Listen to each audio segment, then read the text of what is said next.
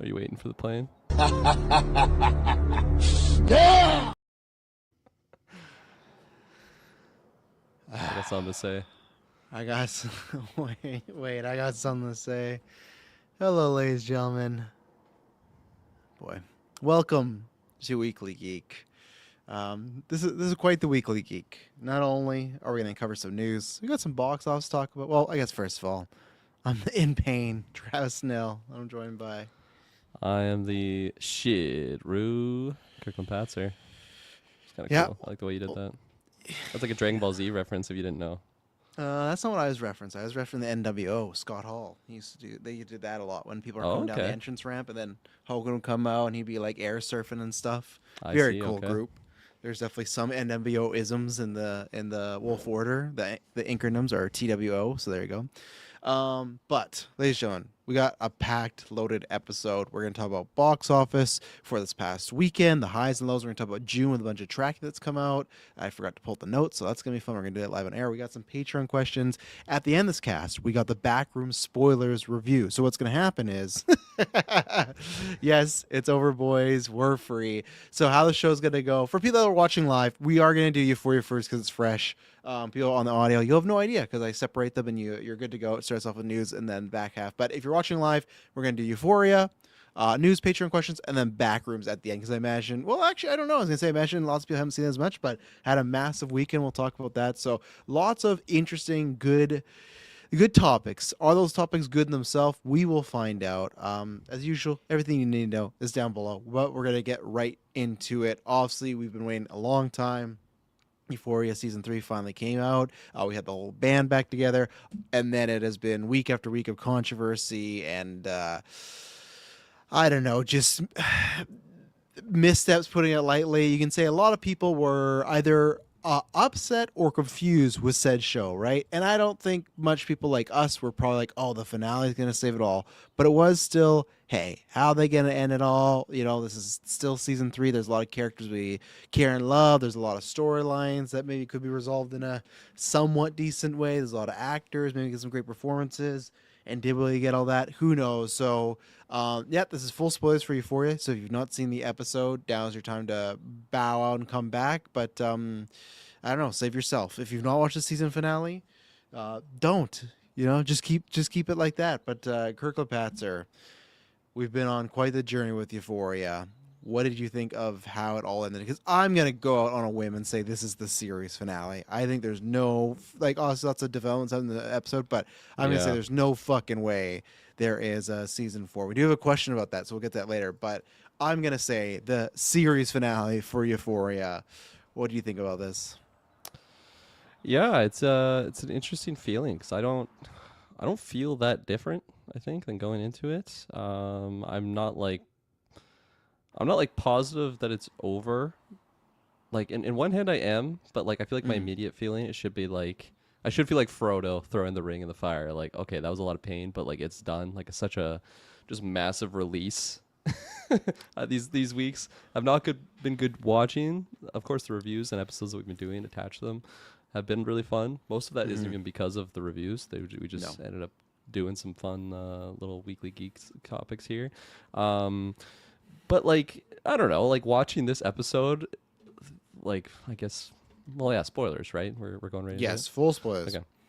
There's like flashback shots to like maybe like locations or like scenes to like earlier season stuff, like season 1 or season 2, and I'm like, man, like I kind of forgot about some of these places and just how peak the show really was, and just like having that actually in this episode with like combined with just the absolute hot shit garbage. There's the of show I what- liked.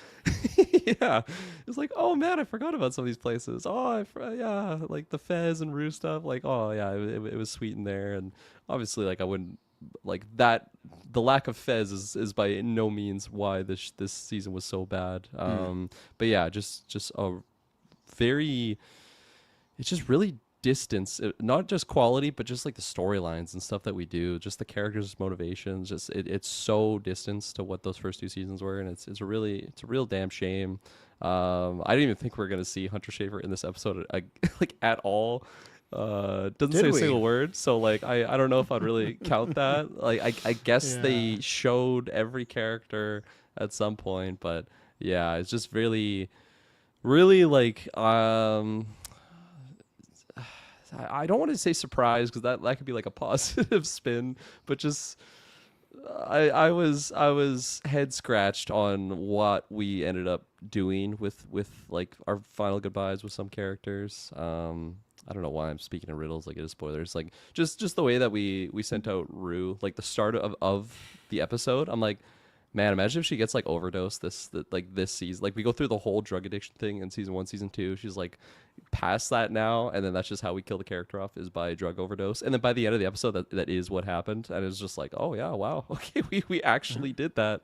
Ollie goes basically Keanu Reeves at the end, like a much lesser extent, but John Wick never saw that coming at all. So I guess that's like a surprise. I never thought he'd be sawing off a shotgun and going in there to just blow away Alamo, take out Marshawn Lynch's junk, and all that stuff. But yeah, overall, just really like unsatisfied with the conclusions of what happened. I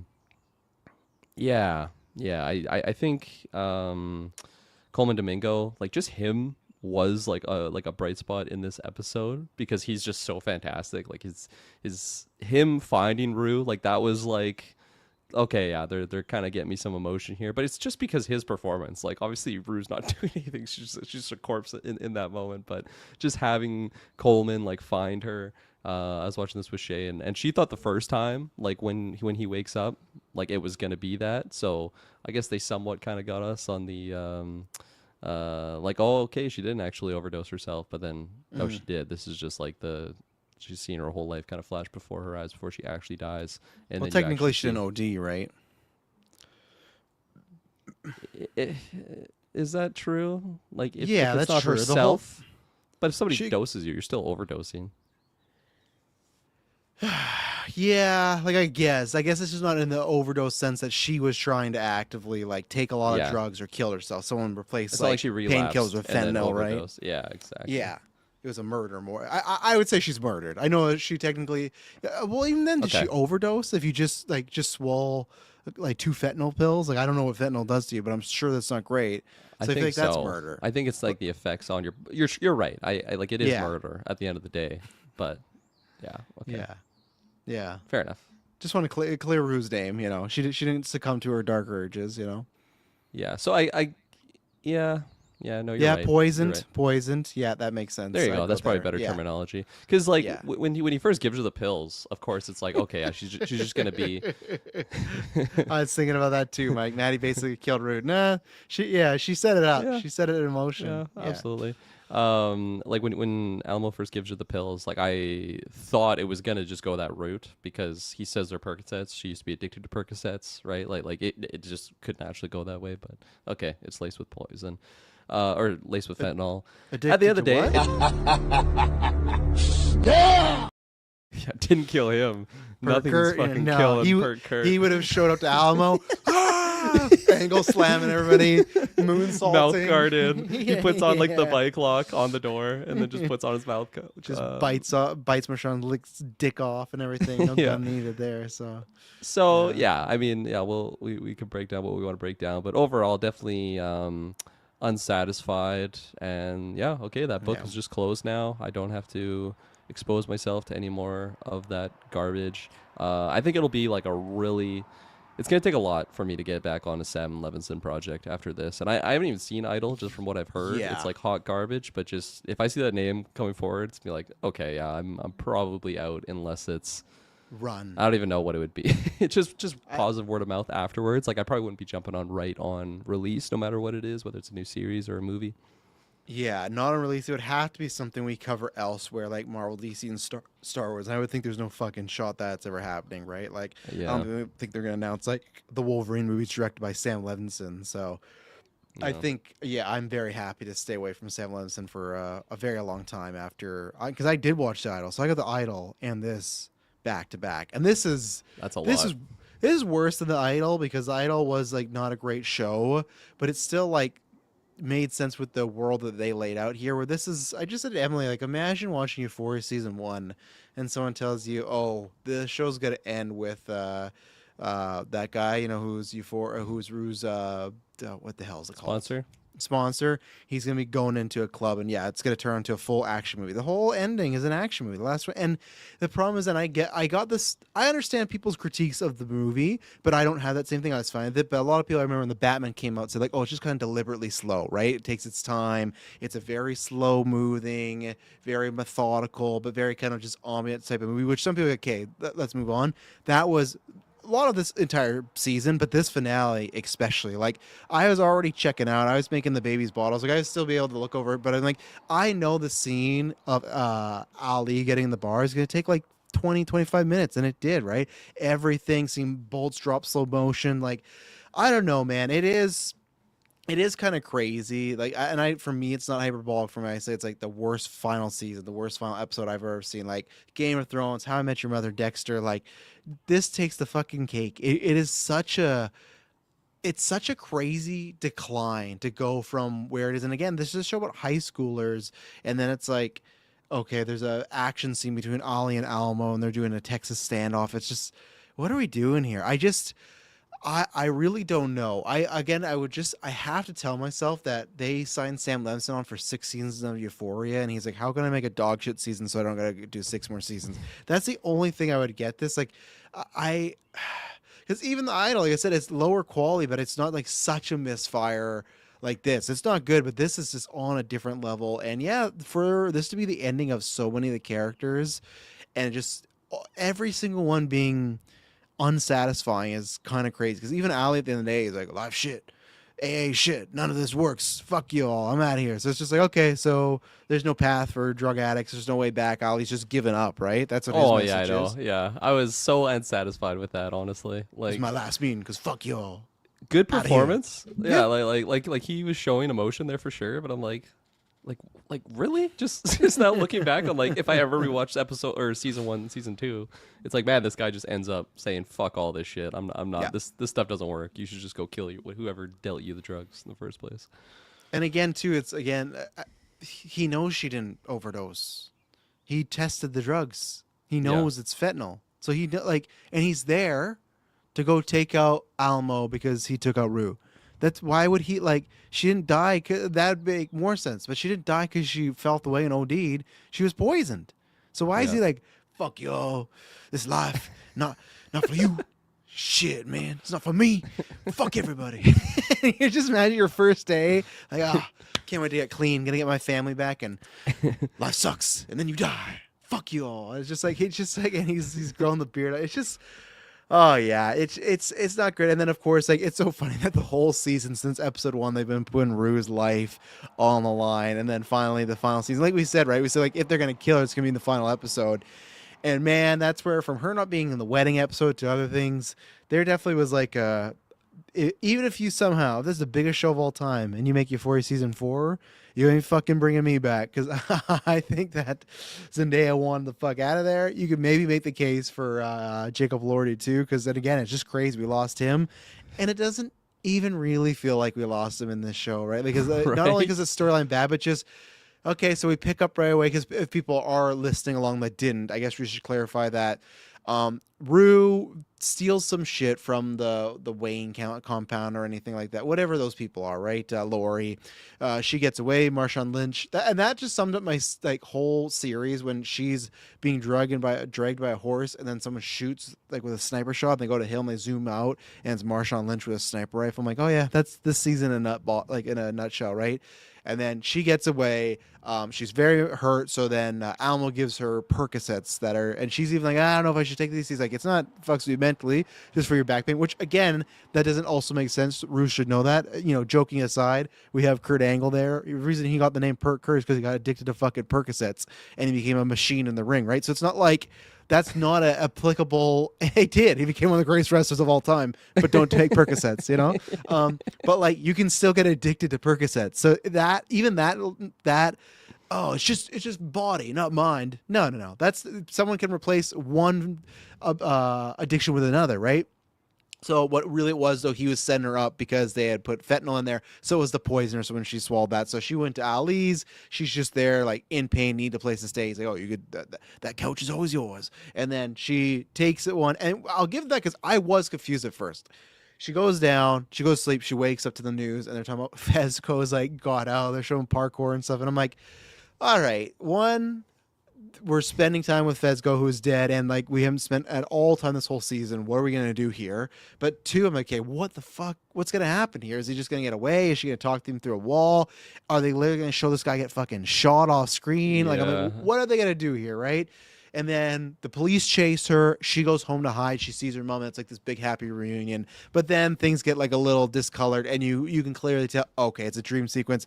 They cut to Rue. She's reaching for the fucking Infinity Stones, and she's had pretty much the whole. You see her entire life flash before your eyes before you die, and she dies. She was poisoned. She just took a Percocet to help with her back pain.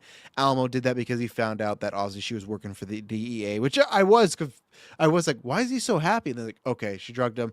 And then what happens is they jump 2 months later because when Ali's like, I fucking hate you all, that he's like, it's been a couple months. Did it show 2 months later? Because I totally missed. No, Ali said that. He's like, I lost my friend a couple months ago. It really fucked me up. Yeah. And I love her. So he said a couple months, and that's why some things have changed. But to round this all back, Cassie, last episode, loses Nate Jacobs, aka Jacob Elordi, her husband. So her and Maddie are in a bar. They're sitting there, sad, don't know what to do. Maddie says, I don't know what I'm going to do. Sydney Sweeney gets up, sits by her. We'll figure it out together. Leans on her head. And that's it. And Sydney Sweeney later, like granted, she was in the season a lot, but later has one other scene. And it's like a fine scene talking about the Bible, but she has to play this dumb character. But yeah, like the death of Nate Jacobs, I thought, oh, could we maybe get another Eric Dane? Maybe not. Like all this type of stuff, right? And I just, man, I like what we already said that with Nate Jacobs, but even more ways. There's not even some juice that could have squeezed from that orange as far as, okay, we could get some good stuff with Nate Jacobs. Because then you kill Rue, like first part of this episode, and now Nate's death doesn't really matter at all. Not saying it shouldn't matter over Rue's, but it's like you could give some time to do some things with that. As we said, he should have died earlier. But yeah, they didn't do really anything with Cassie at all. She's just living in that house making OnlyFans content, you know? Yeah, I was, I don't know why I was, like, thinking that maybe they're going to give us some satisfying scenes of, like, Maddie and Cassie talking about Nate. Stuff like that, you know, things that could make sense coming from kind of what their dynamic was and how messy it was. Why was Maddie in the upset at that last wedding, season. Kirkland? Why was Maddie upset at that No wedding? idea. Absolutely, I have no idea. Nothing. Never talked about. Just, Yeah. Guess it's getting to her. What's getting to her? What? Yeah, so that was that was just worse because like what you kind of already were hinting at is like I pretty much forgot Nate Jacobs was like even in this season, but then they like remind us of like, oh no, he was in this season. Remember how bad we fucked up the ending of this character? Don't forget he was in here. So like just the fact they're doing that again, I'm like, oh right, yeah, they just completely fucking butchered Nate Jacobs' character. They brought in Nas, this like completely useless character that just gets fucked up by Alamo in like 4 seconds. Like I can't believe we dragged that whole sequence on for however many episodes that we did. And yeah, it's just I guess Cassie's just sad. Nate's gone. And why? Because even when we picked up to the premiere, it didn't seem like they had a good relationship. It seemed like they had like a very faker like issues. So it's like, why is she looking at this like, oh my husband, you know? Yeah, my only like comment I could say playing devil's advocate is like, well, it's just because of kind of how she idolized him, I think, from the previous season, like just pulling from that, right? Like I guess because she was so insecure in herself that like she's getting some sort of, I don't know, satisfaction of like just being his side piece. But like I feel like we should be so past that by this point in this show, like with how much money she's made on her own. Like clearly she doesn't need Nate Jacobs. Like they could even make she's no arc. I feel like she's no arc whatsoever. Yeah, no, there's no arc at all. But like there is a moment in this when she is making money, and I feel like her character has a somewhat realization of like, oh, I can actually just do this on my own. But it just comes and goes, and she's still calling Nate, and she's sending him money, and I can't wait to get back to you, baby. Like we talked about that, right? She does when she leaves him. It felt like okay, fuck you, like figure it out on your own. Yeah. But then it's just like, nah, she's still slumming it. Like we talked about before, it's not like this Nate Jacobs had anything going. He was like a weak version of himself. He didn't have the money. He's lying. So it's like, what is there to love? And like, I guess someone might be like, oh, well, they were together for 5 years. Yeah, I get that. But that doesn't mean it's a great relationship. Like it didn't start as a great relationship. So I definitely don't think it was ever a positive relationship, even though we don't see those moments in those 5 years. Yeah. No, it's crazy. So that happens, and Mike says also, am I wrong, or were Maddie and Cassie implied to be dating at the end? I kind of got that with what they said. There's some line or some interaction they had before we went to go see Alan, which pretended liked him, but I think they might have been going for that. But like, I don't honestly give two shits one way or another. Not about your question, like Yeah. just about like the shit. Like I wouldn't be like, okay, cool. Like again, that could have been a that we have a question after that could be an interesting arc of imagine it starts with them Yeah. fighting this season over Nate, and then they realize the reason they're actually just mad at each other is because they actually like each other, and it's like oh shit, and then Nate like gets pushed out. Imagine that finale ends with Nate looking outside his fucking mansion, and now Maddie and Cassie are together as a couple, and he's just got fuck all, Yeah. and it's just like karma got like to me that's more karma. Like obviously he did go through a lot with the fingers and the toes and the snake, but like I think Nate Jacobs never got like the mental karma, because even that episode in season 2 when Fezco beat the shit out of him, next episode he was like smiling and laughing in the hospital bed. So like, I feel like he need to be brought down a little bit more. But again, even this season, we don't know. He could have changed to been like a fine person. We didn't see anything. They set him up to be a liar. Was a liar in some cases, but the whole flower thing, he was telling the truth. So like, he wasn't even a liar in that sense. He did get fucked over by. So it's just like. I get it. He was a bad. I could see the argument from somebody. I'm sure that's what they would say. Like, oh, he was such a bad guy in season 1, season 2. Was the karma here. It's like I guess, but with it being 5 years later, you need to reinforce that because, But maybe not. That's what I was gonna say. Maybe people can change, but look at Ali, right? Fuck, man, nothing ever goes right. So Sam Levinson's just like, no, you don't change. Life's just still shit. And That's the lesson to take out of the show. like Ali's ready to go to prison and throw it all away. Tarantino fan film. That's what Last 3 Minutes was. It was less than wishes he could do. Yeah, man, it was definitely like trying to invoke like Django and stuff. And I won't say I'll never, but like it's like we already talked about at the beginning of this episode. It's gonna be a long time before I touch anything with that director and writer's prints on it. Maybe he's just riding to the sunset, get the money and go. Yeah. Rue died. Yeah.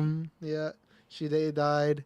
She did die. I mean, what else to say? Yeah. I was happy about it because I wasn't. I was happy in the sense of like now I know they'll never do Euphoria 4. Not that I don't think actually I would have watched it though at this state. I would have said goodbye, but I just laughed and then I literally did when Ollie found her on the couch. I started to laugh because they're trying to make us feel bad. And again, what really arc did this character have? Like Really? what did they achieve here? They found God, and even then the finding God storyline was so juggled. So it's like not Forced, firm yeah. at all. They would That drop it a couple whole episodes and story. come back Yeah. to it. Like it's not like it's fair. Like even though I'm not the most religious person, if you do this I'm completely fine if someone finds Jesus or God or second coming or whatever. Sure, just show me that story then. Like get me to that. Don't have like Maddie or what's Lexi at the end being like, oh, like I finally read the Bible. There's some pretty cool stuff in there. It's like, what? Like, Yeah. That was so super weird. I don't know what Rue's like. Rue's just now like, and I guess you could have made that case before, but again, this season just ends in a very pessimistic way with Nate Jacobs and Ali and Rue.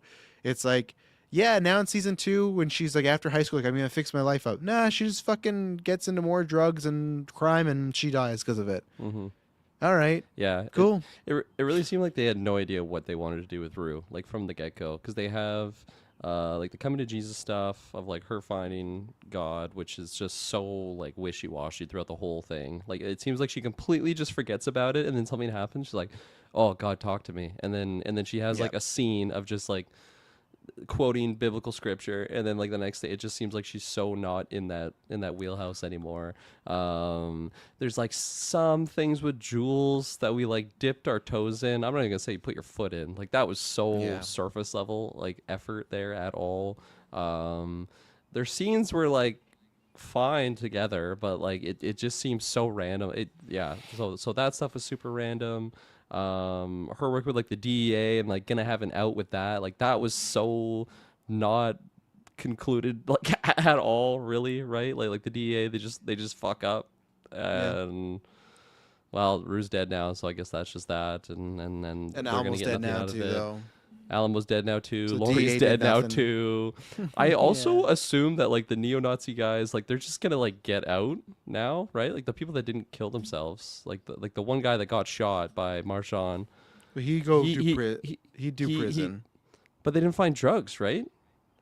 No. I guess maybe in the house. I guess like Yeah, I'm sure there's downstairs they something had bad roll. in there. So fair I'm enough. sure. And like Yeah. just the fact they have got well, I don't know. Yeah. So I would assume they're going to jail, except for Faye and Wayne. They just fled, and now they're just gone. I said to Emily, I'm like, like, not that I care about those characters, but like, what happened to them? Oh no, they just got away. Oh man, And even Sam then, Levinson's gonna do a follow-up show with just those he characters. wants to. He wants. He wants a. I won't take it from him, but I'll take a show where Ollie's the fucking Punisher and he's going around killing people. Be Ollie tracking Him them and down. him and Kitty or Candy, whatever her name is. She got her Kitty. new ass. Yeah, Kitty. yeah, Kitty. And even then, why didn't he tell the rest of his family that it was a setup? Why did he just take Faye and ride away on a horse? I took we it didn't- like they were having some butting head moments, right? But that's me It's worth assuming. them dying. Yeah. Sometimes these chats. Bye, George Foreman. Are you guys rainbow flag question mark guys? No, we're straight as an arrow. I can never get over I can appreciate the man body and a handsome Physique. man, and yeah, maybe be attracted to the man, but shout out to the bi men or bi women or straight women. Just can't get past the penis, man. I've never looked at it and been like, yeah, that's what I'm going for, you know? You see a lot of them in our group chat. I see a lot of them, and I'm waiting one day to wake up and be like, that's today. And I've always said I wish I would have been bisexual. There would have been more options as a dater being bisexual, but no, I didn't go down that route. So, Not for man, everyone. no, never went back. But the op says we fully support it here. We don't care what you do as long as you're good to people. We don't care if you're asexual, pansexual, all the sexuals. Just be happy, do whatever you want, man. We literally don't care. Superman Mike says, never went back to the movie stuff. Yeah, Lexi gets a dumb Bible monologue. Yeah, which was a weird thing to have them try to pitch on OnlyFans, but Sharon Stone a couple episodes goes like, you're good at this. You could have a, you could have a future in this. And What yeah. a waste. Yeah, I don't know. Let's see. Good. Nice to see it from the Philippines. You could cut. I didn't mean to click on that. You could cut Hunter Schafer out this whole season, and you lose like 10 minutes, and all of it is useless. They had no idea what to do with her. Yeah, you really could, because it really doesn't impact Rue's arc at all, and like Does nothing with Nate Jacobs, right? Like we get Yeah, a scene between her and you love who you love. Eric Dane. Yeah, that at least I'm not saying that was worth everything. That was a good scene, though. I enjoyed that, Yep. but like still, that being the best scene should not be the case. And like Yeah. what? So you got Hunter Schafer. This is the way she's, I imagine, directed, not her, because I know she can act it. She's not like barely teary eyed, and she's gonna be sad and paint a picture of Rue after she smacked the shit out of her. You know, like Yeah. that's their last scene. And again, a couple weeks ago, I said I would be fine if that was the last scene, if that was a Rue moment to be like, you know what?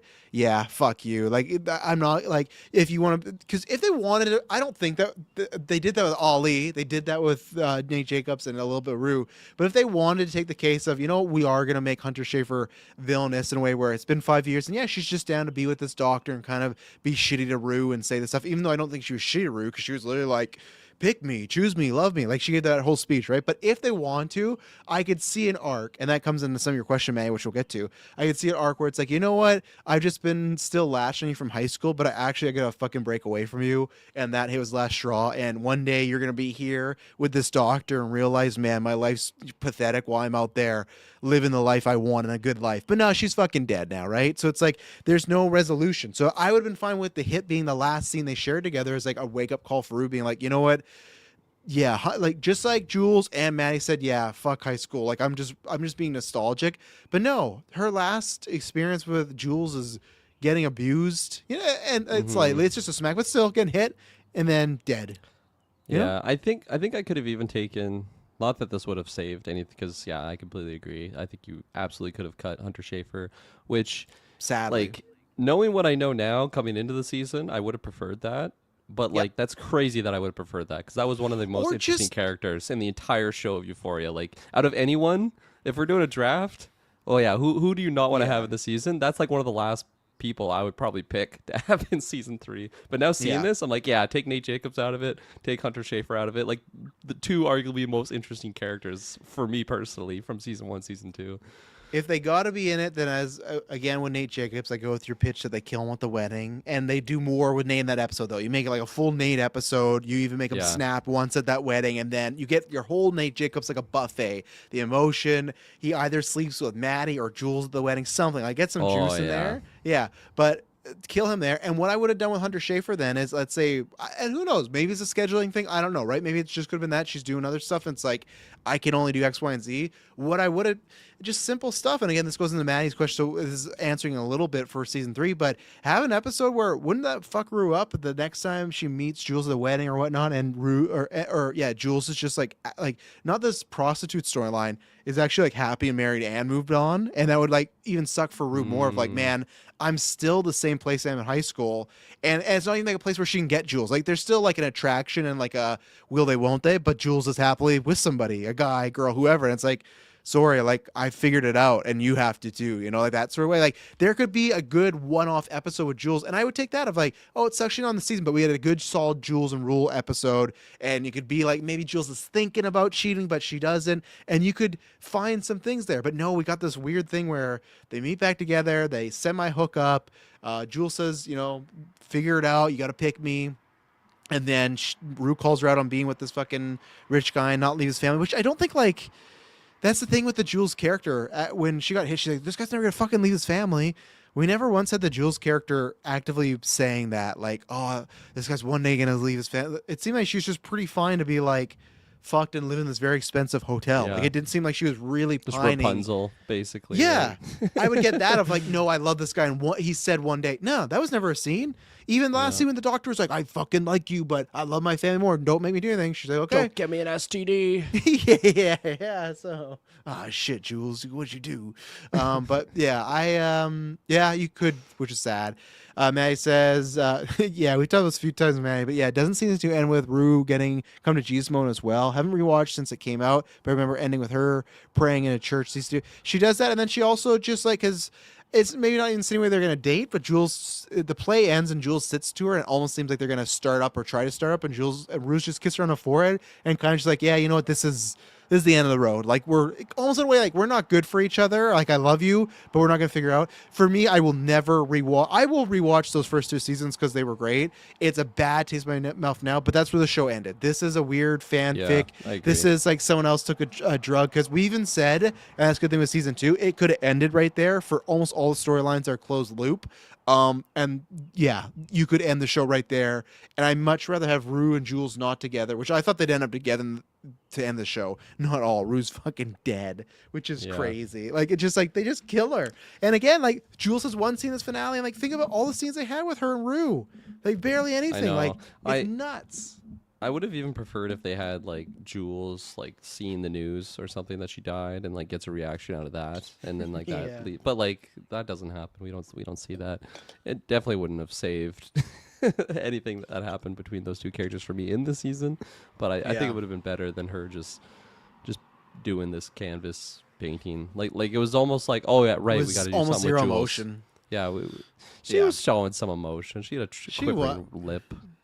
I'll defend the Barely quivering lip. I don't think it's that quivering. I don't know. We needed more. We needed more from her losing this person. I don't know. But yeah, like Mike said, she was the second main character, had a whole special COVID episode. Yeah, and it's a great episode. She helped write that one.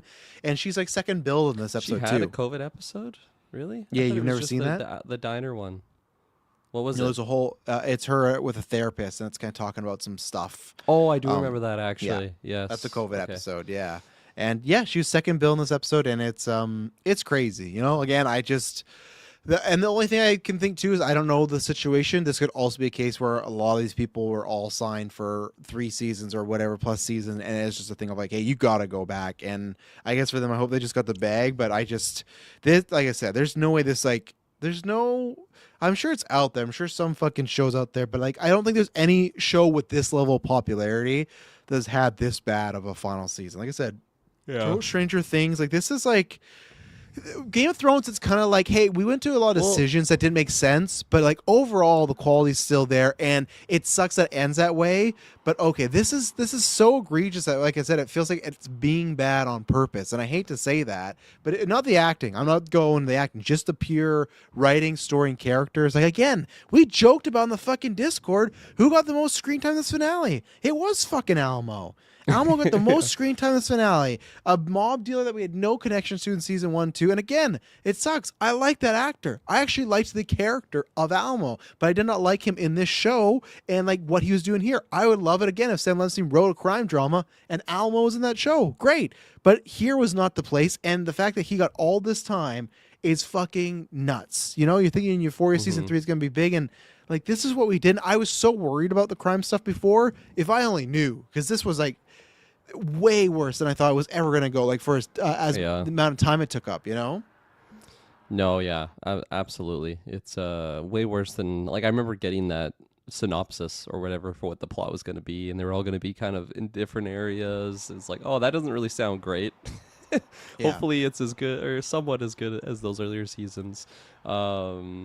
What was it? Oh yeah, and then just like comparing it to I completely agree. I think this is the absolute worst final season of any show ever. Because like Game of Thrones, like I don't think all of that final season is bad. No. It's just the it's last, just like the last two part of the much. Last episode, really. Like it's just like how they decided to close everything. Oh, but, like, I'd say what Danny's doing in the penultimate because that's when it starts, though, right? Fair enough. Yeah, that's the beginning of the end. But like this. It's the first episode is the beginning of the end, and it's just you know right away something's wrong. Murder, and the murder's on us, the viewers. Yeah. We kind of talked about that Almo. Yeah, like I say, oh fuck life. He does that, and then he goes to Almo's bar and shoots everybody. For some reason, his helper guy has like a baby face turn, just because I guess he likes Maddie. I guess, and he takes the bolts out of Almo's gun. Yeah. Sure. Like I like Bishop. I like the line delivery that he always has. Like when he's in the car with Maddie, she's like, "Oh, cute dog." It's like I agree. Like just his like super deadpan humor it gets me. But I don't think it was justified of like reasoning, you know, like for story purposes. Like did Alamo abuse him? Did you like see Bishop seeing Alamo do these horrible things? No, you it'd be different if he really liked Rue and he's like, "Oh, that was dirty what you did to her." No, he didn't. And you don't even really get that vibe. Yeah, yeah. Can you answer this one? What was the point of Maddie even being at the bar? Well, she was there to give him money. I'm assuming for girls. Yeah, like because they still do that strippers only fan business, right? So he gets a cut of the money. Yeah. So I assume that's what that was. And then but why was she there for the standoff and the final scene and all that stuff? Well, she was just at the bar, right? Yeah, it's because Zendaya was like, "I want out as quickly as possible." Oh yeah, I'm not going to be in the scene, so find someone else to be in the scene for me. You're gonna kill me. 20 minutes into the finale of the show, and they're like, "Yeah, Zendaya, cool," and that's why. It's just so we have a character there, Mike, that we're like connected to. So, oh man, is like no, Allie's not gonna fucking shoot through Maddie, and yeah, she was there, and again, she got Rue indirectly killed, and and then it ends with Ali going to the farm that Rue was at the beginning of the season that I thought she was going to end up at. But he's just he's a murderer, but he's like, I'm going to find my shit. I like the farm life, and he's just there, and he's being a downer, and he sees Rue at the end, and that's how the show ends with him praying and seeing Rue, and I guess she's maybe in heaven, and that's it. The show closes on him crying. And again, it sucks. Coleman Domingo, great actor. I actually think there's great stuff in here with him here. That's why I won't give the show. How the fuck did he There find was that an farm? address. There was an address on that thing. There was an address. Yeah. He looked at after he put her name in the Deadites book. So he did have an address. That's season 4, baby. That's how her and Nate Jacobs come back. This would have saved the whole season for me personally. Probably not, but of course this is a fake pitch here. But the episode finale starts. Nate Jacobs just wakes up.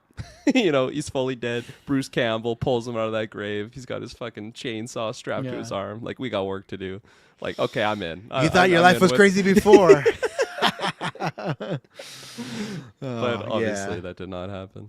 The way Um, my pitch for the crazy season and was like they would never do that, but I'm like I'd make it better when Rue was getting drugged with a horse and someone shot the guy and it was a sniper. I'm like I would love if they pan up and it was fucking Jules and it just became a full just like Jules is there to save her. They just make it like a big action movie and they just go crazy. They just go full on just just wearing like like James Bond attire, like yeah, turtleneck and everything. exactly. Like, yeah. Yeah, they just go. Ollie has a fucking helicopter. Like, fuck, we gotta go, guys. We gotta go. Like, I would just, I would love that more. But no, Yeah, that's a good pitch. hopefully Ollie's happy. Entertaining.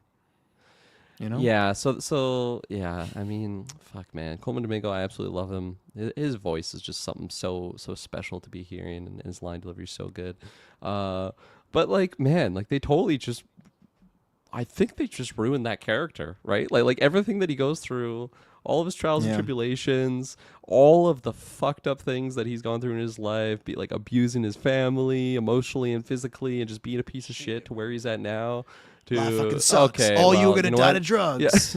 Yeah. Well, Rue died, so now I'm just John Wick, and I'm just Yeah. load up my shotgun, wearing my uniform, and popping off, and like, like I don't know. I'm so unsatisfied with him just going to that farm now, and like, what is he just gonna live there permanently? Like, just living with this He might, this yeah. white family in Texas?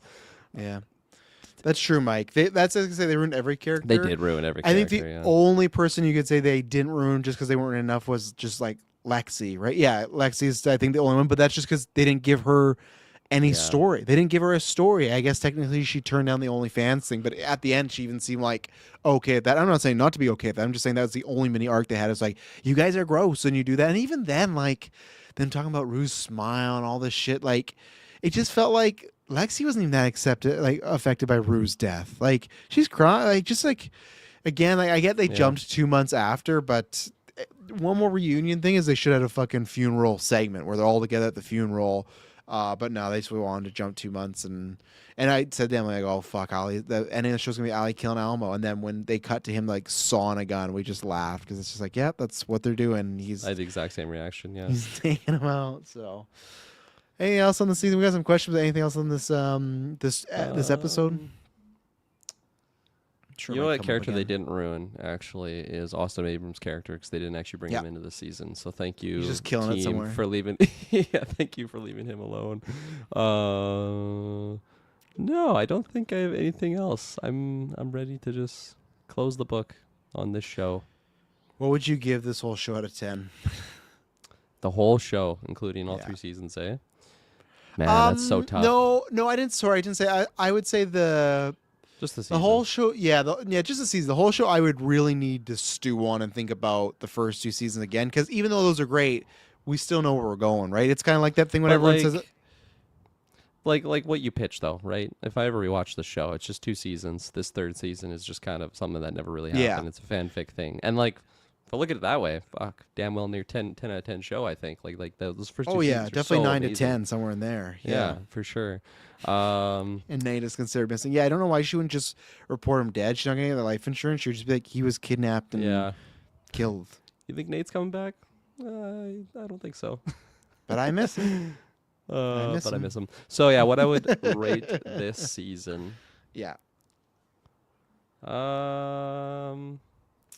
Was there stuff in here that I liked? There's some aspects that I liked that wasn't really like story stuff. Acting hit you for with- sure, I was positive. gonna say, you want me to give you my rating, and maybe you'll be in line with it. Okay, yeah, sure. I'm giving it just 2 go. out of 10. Oh, I'm giving it 2 okay. out of 10. 1 point for the acting. 1 point for some of the visuals. That's it. That's where I Okay, am. yeah. Because I'll go visually 2 the out of show 10. still Yeah. looked good. It still looked good. We talked sure. about those. I feel like it kind of dipped in the back half. I feel like the first Man. half they were popping off with like great shots and visuals. The back half, not as much. So I feel like they're kind of like, we're just trying to wrap this up. But visuals There great. was And a- again, no one bad acting. I can't say that. So When Rue was in the bar with Alamo, I don't know what happened, but like it looked like they just didn't have the lights on around Alamo. Like the scene looks so dark around him. Like I could like kind of see his hat, and I know it wasn't my TV because I like paused and like rewound and like everything else looked normal. But just for some reason, when they would go to Alamo, he just looked like he was completely in the darkness. I think that's fair though. 2 out of 10 for this one. Big fail for sure. Can't be a 0 though, because like there is some really good acting going on in here. Coleman, Ooh. fantastic. Zendaya, fantastic. Mhm. And Sweeney yeah, at times. visually, Sweeney had some really Sweeney good. at times for She had sure. some great comedic stuff going on in this season. You And know, like she I was do very funny. appreciate like the sets when they do the one where she's like really large. Oh Like yeah, that was that was fun, awesome. That right? was a She's like fun. a That was a fun Godzilla character. time. Yeah, Yeah. that was fun. But overall, yeah, just really disappointing. Jules got wrapped in bubble. Don't forget that. She Mike got wrapped in says, bubble. remember when the doctor wrapped her in bubble wrap for Oh yeah, he the Dexter? doctor. Yeah. Yeah. Mike says a 1.5 for this season and a 6.5 out of 10 for all seasons combined. Yeah, that's a tough thing, right? Because like Karen said, if you're just doing 1 to 2, that's fine. But the second you add, if you have to do a combined score, you add in 3. That's a greater. Yeah. Because even again, back to the Game of Thrones things. Even Game of Thrones, I would not like. I think that would be like. I think I gave the final season like a 7 or something like that. Where most of the shows like they're all 9, 9.5 or 10s, right? Yeah. It's that quality of the show's just so fucking good. This was lesser than. Same as The Boys. Dexter, not as much because Dexter was like a slow decline the whole way.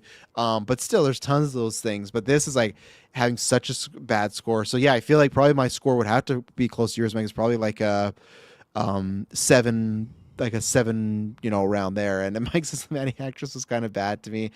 It's tough because I feel like they kind of have that character, like the way they write that character is very kind of superficial and almost like kind of memey. So it's tough for me to judge. I need to see her in other stuff, and I think in other seasons she's been good. So I'm gonna just blame the directing again on Yeah. anything that happened with Maddie. Yeah. No, I agree. I think she like. Yeah. No. Just. I agree. All right, let's take our first ad break, and then we'll be back to talk about some Patreon questions about Euphoria. So we'll be right back. All right, we are back. Okay, let me just write this down here. Okay, so Super Mike asked, rank these Euphoria characters based on how much you'd want to be their friends with them in high school. For this question, imagine season 3 never happened. Thank you, Mike. He said, Rue, Jules, Lexi, Maddie, Cassie, or Nate. Okay, so this is an easy one for me. Nate Jacobs, number 1, and Cassie's number 2. No, I'm trolling. Why number 1 for Nate Jacobs? I'm An asshole. trolling. Yeah. I love him. No. I think I would go Jules at number 1 because I feel like Jules, especially in season 1, they kind of broke apart in season 2. But in season 1, she was like people would bring that up. Like she was like hang out with Maddie a lot, and then season 2, like did they just forget like these characters were friends in the show? And they did come back a couple times here and there, but I feel like Jules reminds me of me where that was my issue in high school, that I had all my good friends in middle school, and then when we got to high school, everyone kind of separated, and it felt like I had one really good friend in each group. Like I had one good friend in like the jocks and the nerds, and maybe just like the regular guys or like the smoke pit people. I kind of had one good friend in all of them, so I bumped around, and I didn't have like a huge core of like, oh, this was the core group. We did like if we'd get all together, but then like I said, as high school went on, that happened less. So that's where I'd go with Jules because I think that's similar. I'd probably just go with Lexi next. She's the most normal. I don't care. Sorry. She's kind of a boring character, but that's not a bad thing. I'd go with Rue next because seems like a good person, but could cause some trouble. But most of the time, I think she's fine. It's just like when the drug stuff happens, that could be a bad thing in life. Who knows? Maybe I can help her. I'm straight edge. Maybe I'll find a way. Maddie, I don't think I would ever mess with. I just picture you in her living room and that intervention scene. She's just freaking out at her mom. She comes out and you're just sitting there all awkward. How long you been fucking Michael Fassbender? What? She's high. She's fucking high. I want to just I just picture you as Cassie in that scene. Actually, I would swap it. I'd go Cassie next and then Maddie second last because I feel like Maddie, those especially season 1, she's very like Regina George's kind of like bitchy type of character. I never was good friends with those type of people. Cassie was like she had her issues more in season 2, but season 1 she's a bit more innocent, and like a bad shit happened to her, and then Nate's gotta be at the bottom. Nate was definitely no one in my friends group. Like I was not a boys boy. I like that. What I enjoy the most in season 2 is that play episode, because when Austin Abrams is making fun of like the whole machismo, like definitely Nate Jacobs, even without the stuff we know behind closed doors with the gun and him being abusive or weirdo, just even him in high school, it's bad vibes. He's like a prick. So yeah, Nate's definitely the bottom. So it's Jules, Lexi, Rue, Cassie, Maddie, Nate, just on the high school years. Yeah. Okay. Nice. Okay, I think I would start with Jules also. I think Jules is just the most like friendly, like you said, like she's interacting with everyone, and just like an interesting character. Like she wears like really cool outfits and stuff, and just like Yeah. where, as you brought up Lexi, nothing against Lexi, but just like very vanilla, very Yes. bland, and which is totally fine. She's a sweetheart, but Jules is like interesting, so it's like okay, Yes. yeah, I think that's someone I would definitely want to be friends with. So I'd start with Jules. Oh man, I think I would go Rue here. She just seems like a fun time. She's chill. Obviously, there's drugs involved in there, which gives her some very negative traits. But for the most part, especially like the early seasons, she just is very. She's just like a stoner character. It seems for the most part. Like she's not Yeah. very animated, but like friendly and chill and relaxed. And I've definitely have a lot of friends like that. So that just checks boxes there. So I'll take her next. I'll probably go Lexi next. I think I was friends with a lot of Lexis back in the day. Not the names, just people that are like that type character. Nice people for sure. And then I'll go Cassie next here, and then Maddie, then Nate. Yeah. I think Nate at the bottom. I think Maddie and Nate are really close for me because they just seem like type of people that I would like naturally not really want to be friends with because it's just like I don't know, they're just asshole people and like yeah. Obviously there's the behind the door stuff that I'm trying not to like incorporate in my list of rankings here. Nate like beats the shit out of that one guy, that one poor dude, right? Who's like humping Maddie in the pool at that one party. Right. Yeah. He like beats him to death damn well near. Like it's like major assault. Yes. And then but like makes him Nate's lie just about also it too, an right? asshole. Yeah, 100%.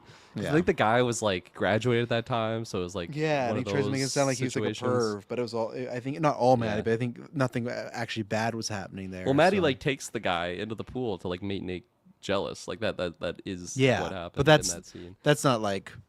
that's not beating to like to that level. You know, like what he got is not like just break up with Maddie. That's the answer to that question right there. Yeah, If absolutely. you're, you don't need to destroy this guy's face. Just say, hey, No. we're over. That's not done. We're done. You know. So Yeah, so I think Maddie and Nate are similar on like the surface level, not knowing all the backstory stuff there. So that's where I'd have them. Nate's also just an asshole to his friends. Like Yeah, even he's just a his prick. homies. Yeah, total prick. So yeah, my list would be Jules, Rue, Lexi, Cassie, Maddie, and Nate.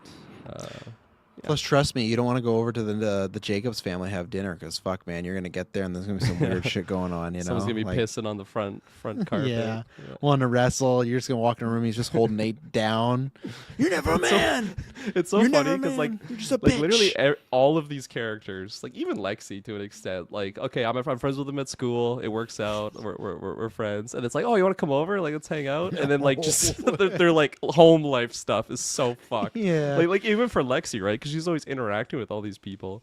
And her dad left. The only thing is we didn't see much of Maddie's home life. I don't recall much of it. They were definitely at her place. Like, there's a couple scenes in her room, right? Like, Yeah. the girls are like getting ready in her room. But she got no one pissing on her bedroom floor or anything like that, I think. So No, yeah, pretty tame. I Yeah. can't remember if her parents are like together or no, I whatnot. can't remember either. Yeah. So I'll have to revisit that the next time I dare to watch the show. So thank you, Mike, for that one. And then Maddie Hidalgo saying just that's what you can probably see it. Hidalgo dropped the me fucking that. piece of shit. On Yeah, Euphoria? the Joe Pesci. He's like just finished Euphoria season finale. Yeah, It's where over is now it? though, Hidalgo. So it's all good. This is his review. What the fuck is this piece of shit? God, I Might love hear that video. again later tonight. Yeah, I don't know. we might. Absolutely. Maddie says you're given a serious bag to make two Euphoria story pitch. I hate that that's Maddie in the way, especially too. We're not going to say anything till later on, but we had a good little powwow talk this weekend about some new projects we're working on and stuff, and that'd be the most shittiest thing. Like, oh, you guys get the serious bag, but you got to go remake Euphoria or bring it back. But he said a serious bag to make two Euphoria story pitches for a new season. Your pitch has to be accepted for you to get the bag. First pitch is season 3. Current season never happened. And then second pitch is season 4, taking place after tonight's finale.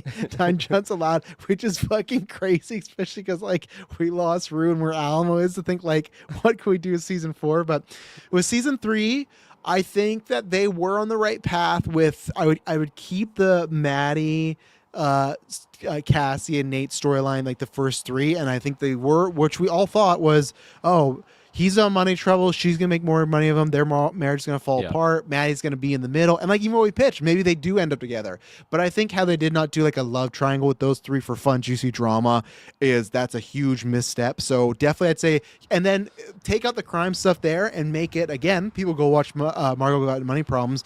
The OnlyFans stuff, you can still do some fun, 80-foot tall woman and Sweeney yelling that she's coming, but also make some commentary on OnlyFans. They didn't really.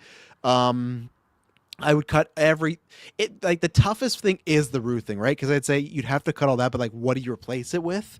I think it is just, and Maddie, I guess in your situation, let's just say they don't say the cast is off limit. It is just, you got to write a good romance, and it's a hard pitch. You just got to write a good romance with Jules and Rue, and maybe that's my pitch. Is like I said, that and maybe the reverse. If you got Jules for a whole season, maybe Jules is married or with somebody, but it's still not the way Rue is, right? And you make Rue finally getting over her life's, in check, everything.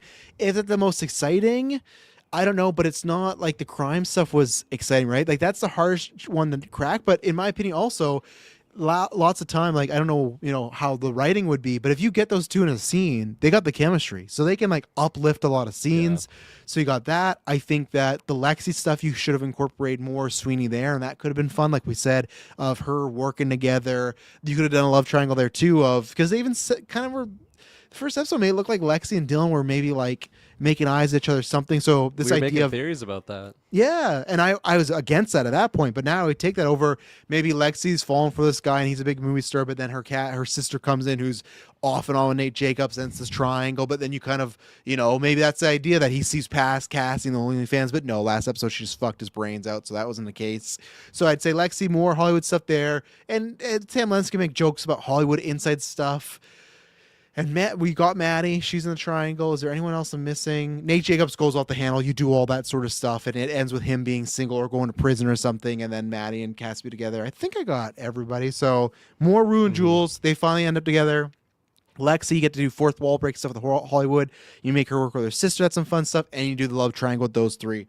That's my pitches. You keep it very what the OG show was, real life, everyday dramas. The high school, other than the few times in season 2 with Ruin the Drugs, most of the drama that everyone enjoyed was, oh fuck, Lexi's doing a play about all us. They didn't enjoy all this crazy shit going on, right? So I would just pitch mostly get back to real life, everyday dramas. It doesn't have to be the crime season. So what about you, Kirkland? Anything I said in there that's not you'd push back on, or any other additions you make there? Definitely some similarities on where I was going. I think the difference I would somewhat make, which is kind of what you're already pitching, but like can't remember if it was episode 1 or episode 2 of this season, but when Cassie's like moving out of the house and like going to move with Maddie, in that moment I thought that was Maddie's bags, like Maddie's moving in, and I would do that. I would do like, okay, we are gonna have that love dynamic triangle. Cassie and Nate are having a rocky relationship, but then like Maddie's coming into the house to like help Cassie kind of get on her, her business feet. And then of course Maddie just being in that house, I don't know, seducing Nate Jacobs, like just that type of drama could be so fun between those three. Nate was just not even really in this season, like at all. He was just there for like, I'll call it like body humor, right? When like they would come to like chop off his toes, he'd be like hopping around and being goofy. I got the money, please. Yeah, so like take all of Nas, that whole crime character out of there, along like the Armenians, along with Alamo, all of that stuff. I think with Rue, I do like what you pitch with Rue and Jules. I don't know how much I can touch of season 2, but I think I'll say like how Fez's character like went to prison. Even when I watched the show, like I remember like thinking he died at the end of that, not because of what happened in real life or anything, but just I actually thought he did die at the end of that season. I haven't rewatched it, so it's not really fresh in my memory there. So I don't know how clear that was in the show, but I think it could be like a big thing of Rue just like dealing with the PTSD of like losing someone like that really close to her. Maybe she like falls off the wagon again, and that's why that's why Jules doesn't really want to be with her. I like what you pitched. Maybe Jules like moved on, like has a family now, and then Yeah. like that's another thing that Rue is like just trying to really come to grips with. And like I know we've done 2 seasons of her like on the drugs thing, but I don't know. I think that's a very natural thing to be like bouncing around with. Obviously, you'd be getting more interactions potentially with her and Ali, of like him really trying to keep her on that narrow path. Maybe there's a version where we get that, and it's like, oh man, this is just a rehash of season 1, season 2. At this point, I would take that any day of the week over what we got in this season. Yeah.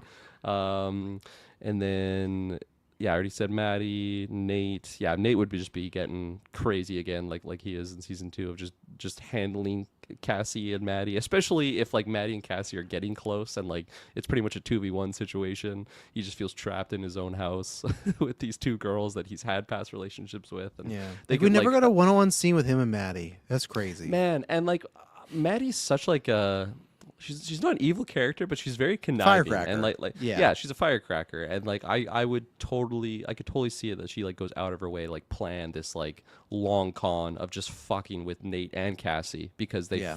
like that was her man, and her best friend just stole her man. Her man went with her best friend, so like these are 2 bad guys in her eyes, and like that could be such a fucking fun dynamic of like she's like purposely trying to get with Nate, and then like all like innocent around Cassie, and then like just does like an evil smile to Nate, just like basically gaslight this guy thinking that he's going insane.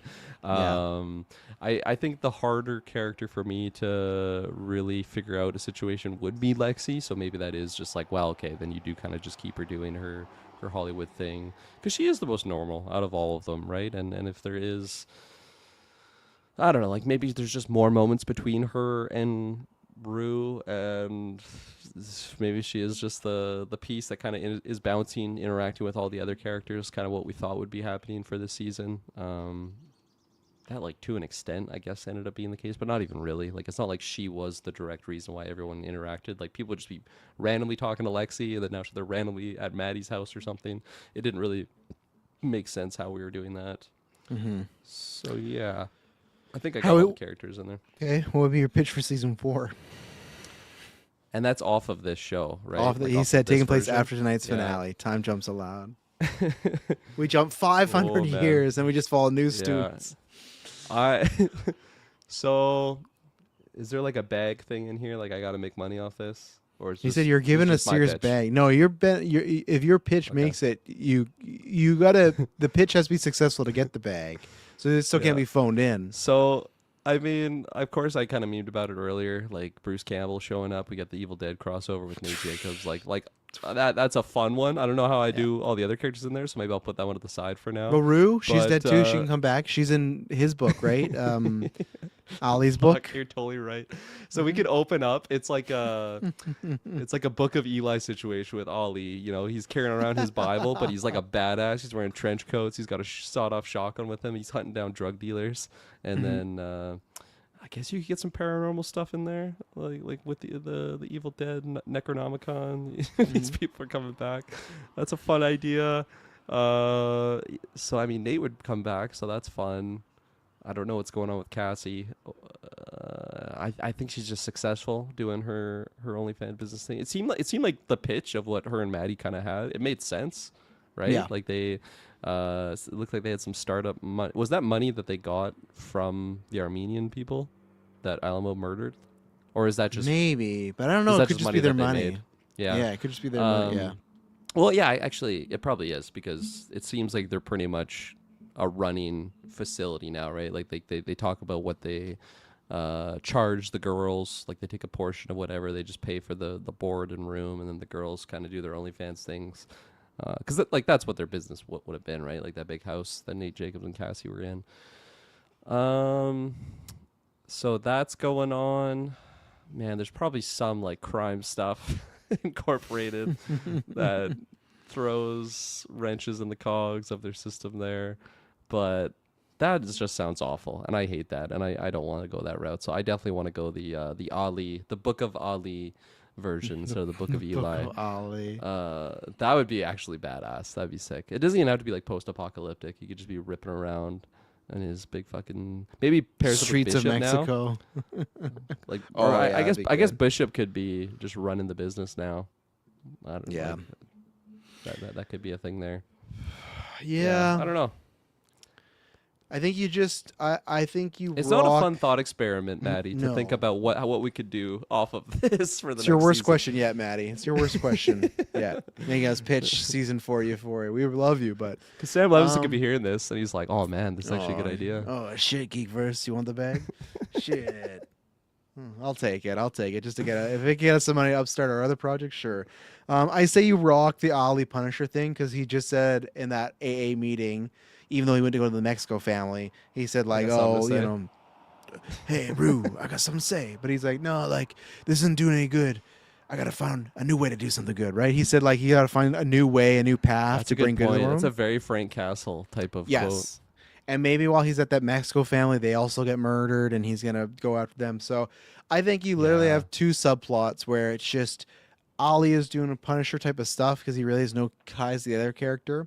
And maybe somehow they get interlinked at the end of the season, of course. And then I'd say the rest of the show is you have Maddie, Lexi, and Cassie all together all the time. It's those three. Okay, and Hunter Schafer as well. They're all together where whatever it is, maybe Lexi gets enough success and she's starting her own company. And for whatever reason, Lexi, Cassie, and Jules can add, or Maddie, Cassie, and Jules can add something to that company. Maybe Jules got her shit together now and she can do art with it, just outpaint a bunch of dicks on it, like Jonah Hill and Superbad.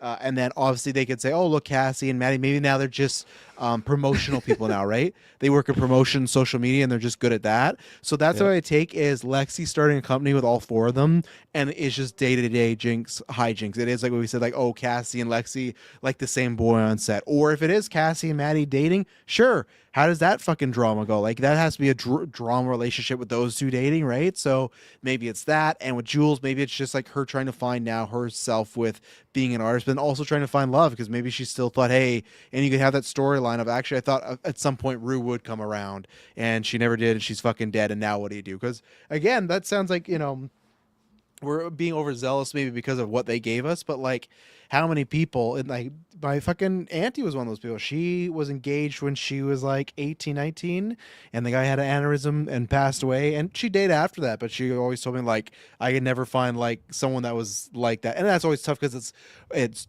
you know, young love, so you could be making stuff up, right? 5 years from now you could be divorced. But if you, because I've luckily never had that, there's millions of people around the world that have lost a person that they thought was the one, and not to a breakup, not to cheating to death. That's shit that fucks with you, right? So imagine that being Jules of like still thinking, oh, one day we're gonna work it out, and now you can't. And now what do you do? You know, like what do you do if you thought the one person you're gonna end up with is just completely off the board now? What do you do? So I think that's a good storyline for her trying to date and figure shit out and everything. So that's what I'd say is Ollie's doing his Punisher shit, and then the four girls have a company together, and they're just lots of fun hijinks going into get rid of the crime stuff other than Ollie. And like I said, maybe at some point like something happens with the girls, and that's how Ollie gets involved. Like it's just like how Maddie and Ollie just happen to cross paths, you know, or maybe Yeah. Ollie's, well, I was gonna say one of them becomes an addict and Ollie checks up on them, but you know, they might not do that. So let's see. Maddie says, in my defense, I wrote the question before knowing Rue was getting killed off. That's absolutely that's the funny thing, Maddie. When I saw that, I was like, yeah, without Rue, that'd be tough. Super Mike says, season 4 pitch, Almo leaves his clubs to Maddie and his will. Make Lexi discover sexuality or something. Yeah, sure. I says, I wonder if season 3 could have been successful if they continue the high school thing with a new cast, young up and coming actors with 2 popular leads instead of Zendaya.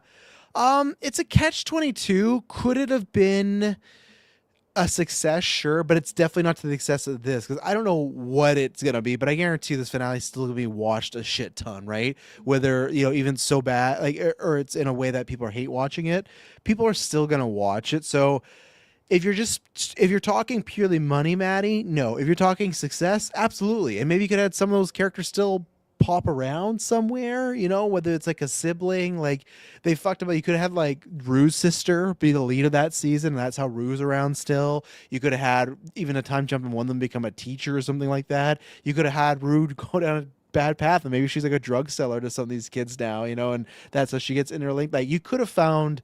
Oh yeah, there you go. Jules the fucking art teacher. Boom, there you go. Done. She's at the school, right? Ali's a counselor. Boom, she's at the school. Yeah, story. I'm sure it would have been more successful, but we're gone from that path now, Kirkland. So Yes, we have. We're far away. and I'm fine to stay away from that path. I'm not gonna be, it's like what people say. Hey, why do the people in Backrooms keep going Backrooms? That's why I'm with Euphoria. That's where I am with Sam Levinson. It's like, yeah, I'm not going back there. Like I'm not. I'm sadly happy to leave this in the past and never think about season 3, other than the times we go, oh fuck, remember season 3? Such a shame. Shit. Yeah, shit. Season 3, the season sucked, Rue. But thanks everyone listening. We're still gonna do the newscast, but thanks everyone listening because last week's episode was our 4th biggest episode of the year. It destroyed the Man overview. It passed the Boys series finale. So I think a lot of that had to do with Nate Jacobs dying, and people were probably just like, fuck, man, I'm pissed. I need to hear people if other people are pissed too. But thanks to anyone that listened, because we weren't sure. Because again, this is why with TV show reviews, we never know. That's why we start Weekly Geek, because okay, we're not really liking it. These are short reviews, and the first few episodes we're like, all right, they're all right number wise, but nothing to write home about. So, but I'm glad we did it. But it was a different type of fun, not the fun I was hoping that we were gonna have, like when we talked about season 2, and that we did. And if you want to hear us being positive, me and Kirkland did do a review for Euphoria season 1 and 2. It is in the feeds, so it is there where we have our whole thoughts on all that. It's there when we love the show, and that was a good time. And I thought this was gonna be a weekly good time. It was a different good time. So Superman says, are people watching though? It's getting bad buzz, getting no buzz, not even bad buzz. It's like Boys or Stranger Things. I don't know. I really don't. Because the only thing I have to go off of when Samba does like the streaming numbers, when they put up like the numbers for Euphoria, like just the first episode weeks later, it did well. Now that's the first episode, right? It could fall off. We've talked to many people that don't watch the show anymore and just listen to our reviews, but I don't. At the same time, is that number still smaller than what would be with Euphoria with an entirely new cast? I don't think so. I still think this show is doing better than Euphoria season 3, the new class. I don't think everyone be like, oh well, there's no Nate Jacobs, there's no Jules, there's no that, right? So, I digress. Yeah. Kirkland, tell people what they can find on our Patreon, and shout out our producers, because I got a sweater. It's getting windy out here, and I'm getting fucking cold. So that's funny. I was gonna take off my sweater because I'm getting hot. In throw here, it so over. I can give it to you. Yeah. I'm gonna run to West. I'll be right back. Yes, ladies and gentlemen, you could just get all of our content early and ad-free on our Patreon. That is the single greatest place to support us. Yes, many different tiers on there. At the $5 tier and higher, that's where you get access to all of our episodes ad-free. We've got plenty of retros on there. We're doing our Resident Evil retro currently. We finished off our Punisher retro, did our rankings. That's all in the feed now. What other retros Pirates do we have started? right now? Pirates started. Yeah, that's the one. We've filmed Drink one up of me eyes, those yo. recordings, and that is on the Patreon feed. And Resident special Evil, shout out to- going through all those. I already did that. Okay, perfect. This guy's falling behind. At our highest tier, shouts out to our Patreon producers: Aaron Braden, April of Darkness, Jack Grant, Super Bad Mike, The Good God Loves Me 69, aka Norman Reedus Fetus. Oh, losing my banner here. Somebody knocked that out. Hidalgo, Lenny Kravitz, Cocktail Clay, John with no H, Sam Green, John M, and Matthew Fletcher. Thank you to each and every one of our. So it's like a 10-second timer. I did that accidentally. I want to turn it off. okay. I'll turn it off. I did that one day and then I screwed up, so it's off now. There's too many names on there for 10 seconds. I need the Absolutely. 30-second option. So yes, shouts out to them at our highest tier. If you want to join the Patreon producer tier, you can pitch a movie or just a movie. Just a movie. No. No series yet. No, we're not that tier. That have to Until be we do like, every movie. yeah, that will have to be. This is our full time job, or people wouldn't like this, but that have to be like $100 tier. That a series, a mini series. Okay, maybe someone could pitch me on that, a 6-episoder, but like a series of someone like, oh, I want you to do Friends. It's like, yeah, that's what we need. That's a lot of time. X-Files, some like ridiculously long. I'd love to do X-Files, so that'd be so fucking good. Like, One I'm not day. pitching that, but yeah, like we usually do TV retros, then we do breaks. This year you're getting Batman the Animated Series that starts in the fall around Clayface, so look out for that. That'll be a good time. But yeah, let's get into some news here. So actually, I'll get into. All right, let me show two things. I'll show one thing here. We're not gonna have as much stream of consciousness today because we do have lots of news. We have Patreon question as well. But I'm gonna bring this up because this was something I showed Kirkland last week, and luckily S-Bubs messaged me right away and said like, "Oh, you gotta add forgot this in about there." this. So I'm yeah, glad and you remembered. I've not watched the actual video. I've just seen. So if people don't know. Our first cast doing this, we were just fucking go. Oh my god, X is one of the worst websites of all time. We started this idea, and somehow it just ended up being lucky. We're like, okay, we'll do Euphoria, and then maybe there'll be a news topic. But most episodes just gonna be us bullshitting. So the first episode we did centered a lot on The Rock, which it usually does, and we found about this brand of his called Papatua. It's the #1 men's selling skincare in the world, According to him. Where? Yeah, where? We don't know. There's no website. We looked it up. We couldn't find it. And yeah, we're gonna try and get back to this. Because now with X-Men 97 coming out in July, we do have some spare time. So me and Kirkland are for sure the next time we do Weekly Geek is gonna be after July 11th. I can't remember the exact date, but we're gonna do if there's news, great, we'll talk about it. But we're gonna do old school where we're gonna talk and we're gonna review the Olivia Rodrigo one. So now that we'll get to, and also to these last few episodes before it went a bit longer than usual. But we will do some more stream conscious talk radio casts in the future. I know you all like those. We'll take a little break here, but so I'm gonna bring up this video of The Rock. I don't know what he's talking about. It just said I think it just said big announcement or something. It was I saw the he had these on his tweet, Kirk, on the sirens or the drum roll. So. I don't know. Pull it up. I can't see what you're looking at. Oh shit! Sorry, bad host right there. He had this drum roll and then the drum roll emoji. So it's like, oh man, what's our boy up to? So I'm gonna see what he's talking about here. And he's doing drum rolling in the video. Yeah, I'll go back. Drum roll. And he says drum roll too. Again, I hate that The Rock is in his backyard, the station where he just stands at a table. And they just give him products to just sit there and sell. He's probably got like 6 of these videos to do, right? Like there's just in a row. He's got his fucking Terramano. The Rock'em Sock'em Dildo, and he has like that big one. You know? There you go. Very, very exciting moment right now. I get a chance to show you guys something that we at Papa Tui have been working on. This has been a personal He's looking at his teleprompter right now. He's lying to us. It's not no personal journey. We at Papa Tui have been working on. This has been a personal yeah, nothing personal about this. The only thing personal is like, hey, what money's in my bank account from Papatua? Great. Fragrances, as you guys know, fragrance. I love fragrances. Fragrances I knew that. I love all the fragrances. I love fragrances. I love them all. Before I knew The Rock was a wrestler, I knew he loved fragrances. Yeah.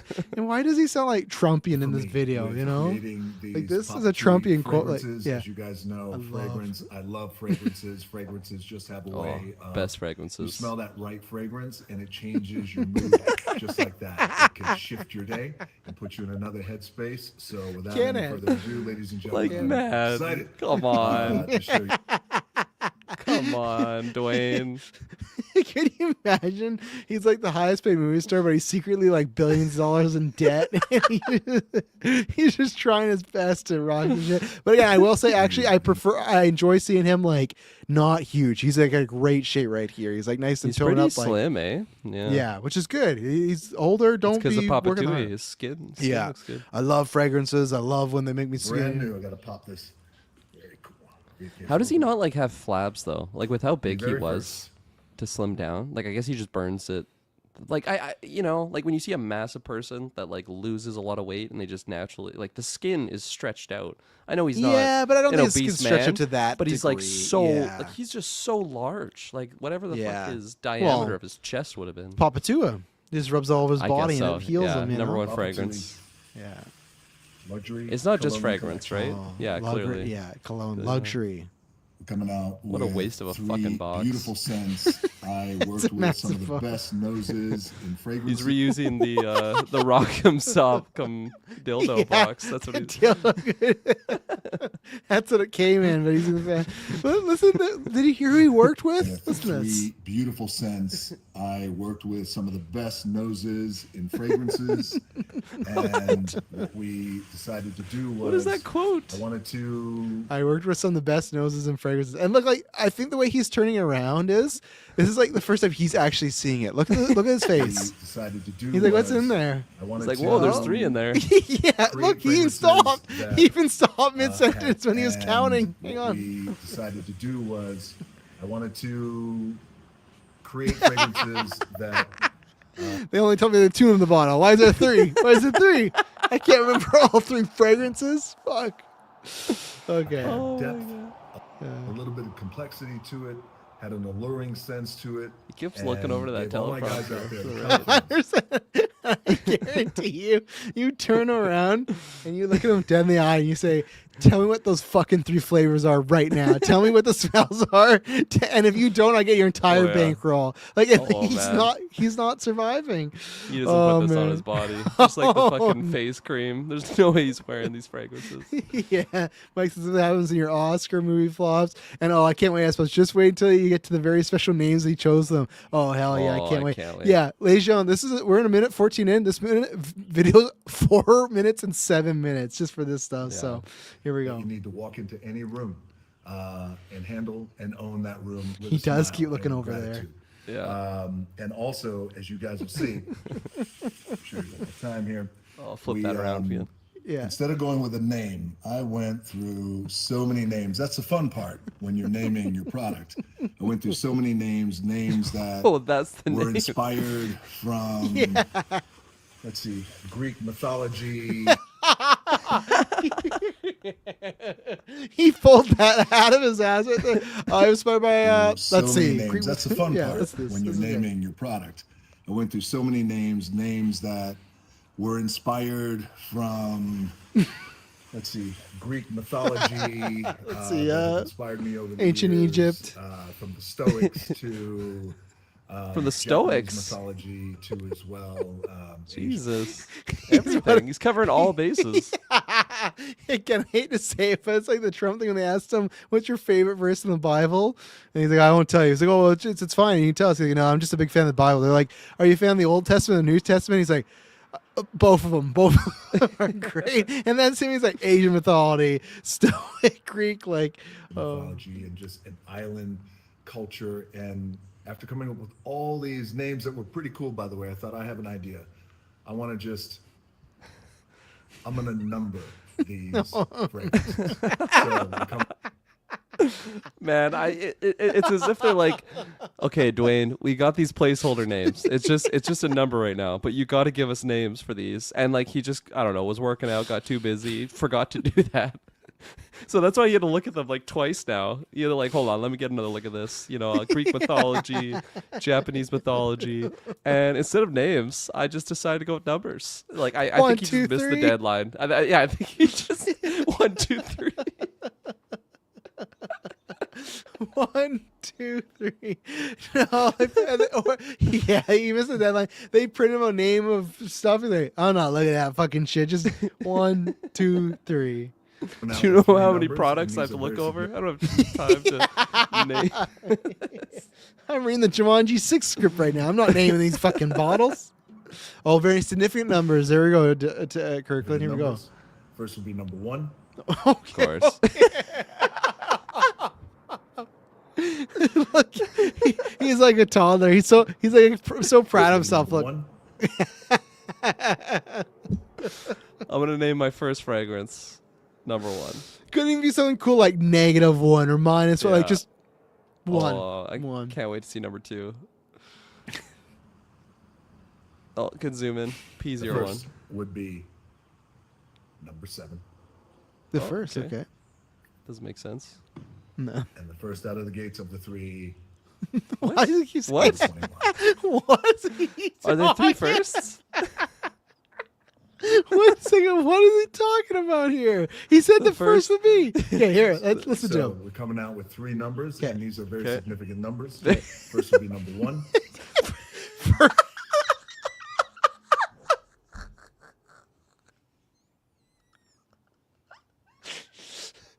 First would be number one. and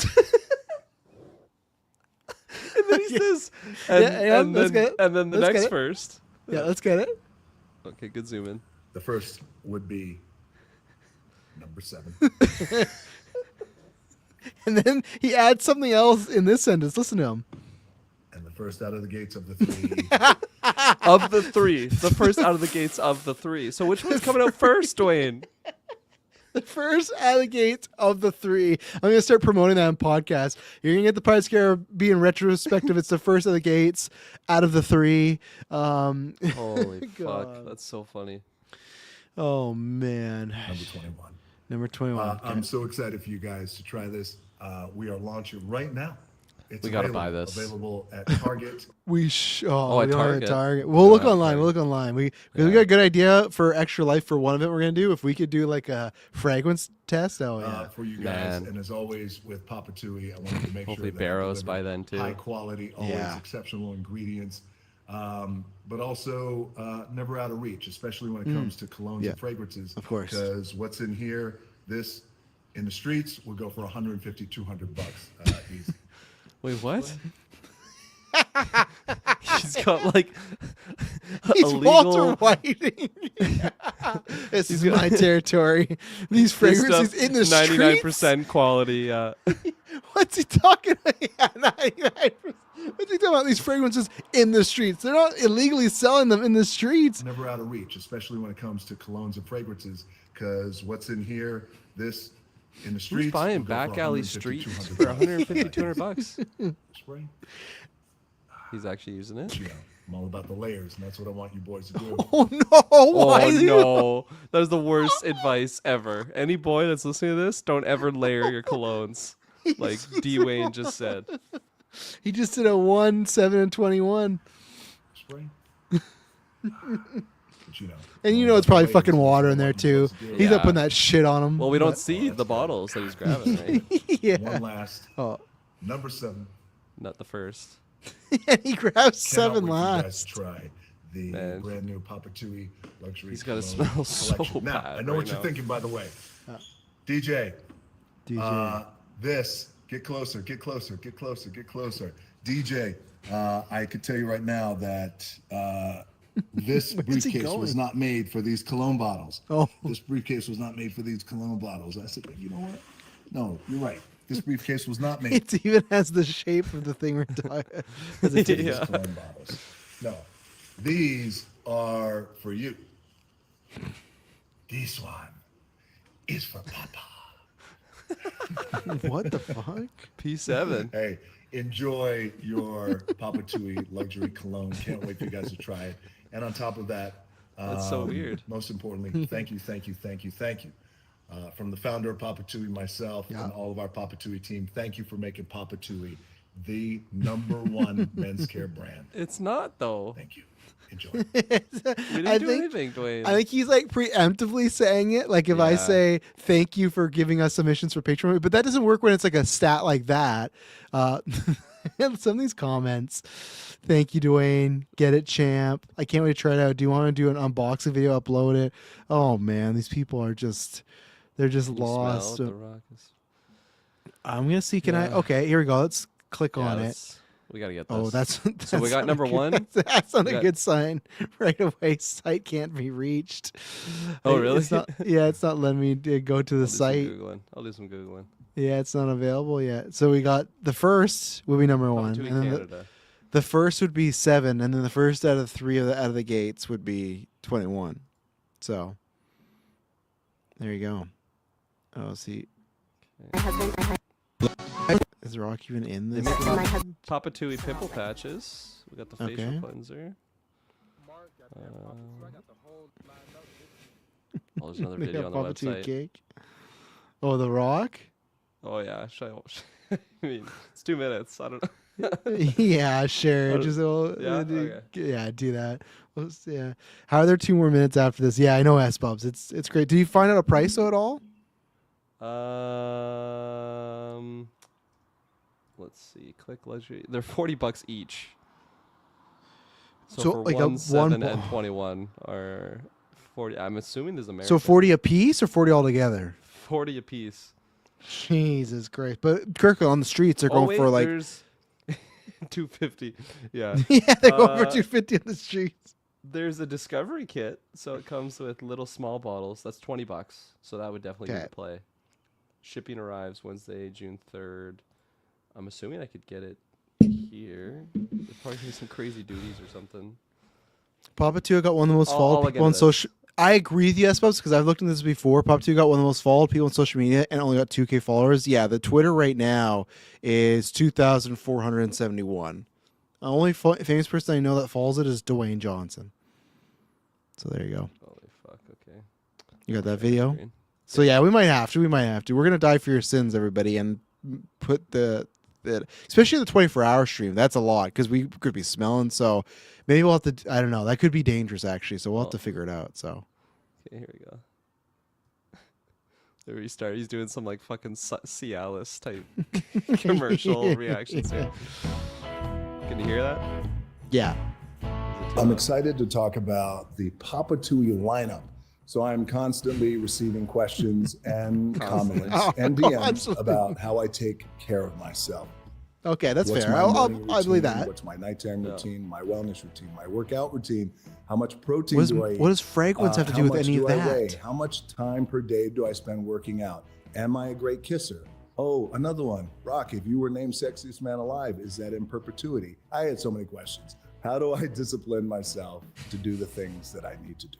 So amongst all these questions that I get from men, Why is he I began to laughing realize so two things. That men are comfortable, very just comfortable, knows he's- asking me about he's my food, Ro- my cheat meals, blindly my robbing workouts, us. my work ethic, We're a my minute in. tequila Haven't even drinking, talked about my Papa mental Tui health. right now. No, it's But just about the they're less Rock's comfortable life. when they ask me, what do I do for my skin? I get it. I completely understand. Just us as dudes, we're not wired to talk about that kind of stuff. I'm glad, and I I'm always fine. appreciate That's just not the when question I guys want to come up ask and you if I they meet ask me you. about just taking better care of ourselves and wellness. For me, taking care of my skin is of equal importance as yeah. all the other stuff that I do. It's all important, and it always has been. My regimen, as we say, has always helped me to feel like my best self. And that's the thing that we all want. We What's all he wanna feel hiding like in this our video? best Why is he self. laughing? What's he laughing So about? this part of wellness should be made common and easy for us dudes. Now, here's the cool thing. I've worked with some incredible experts, some scientists who Best are nose is way in the smarter than I am. fragrance. Not that that's hard to be. And together we created a full line of men's care products Oh, that yeah. are very Okay. hardworking and as clean as possible. Could have been a But- 10-second video. But why he said they ask him like Take better care. they ask people come up and ask, that was a terrible sales pitch by him by the way That was too. horrible. Horrible. Not what I thought the video was gonna be. That's fine. I got a good kick out of him laughing, but he said talk about his skincare and whatnot. About oh yeah, guys are so scared to ask us, but then he's like I went to the best scientist. So is he saying like people ask him, Rock, how do you currently take care of your skin? And then he in the story went to scientists to go get that created. He was already doing that, so like he didn't need to create a product for that. Well, it's because the product that he created isn't what he actually uses. That's the gist, right? 'Cause he's been Yeah. taking care of his skin for so I long. don't think so. No. This is what we're gonna get. This is the little discovery kit. So it comes with the. Okay. These kind of look like the Green Goblin vials. Hey, back to formula. The Rock. That's not the Rock down there. That's an AI generated version of the Rock. this guy. Who is that's this that guy has 18 fingers or something.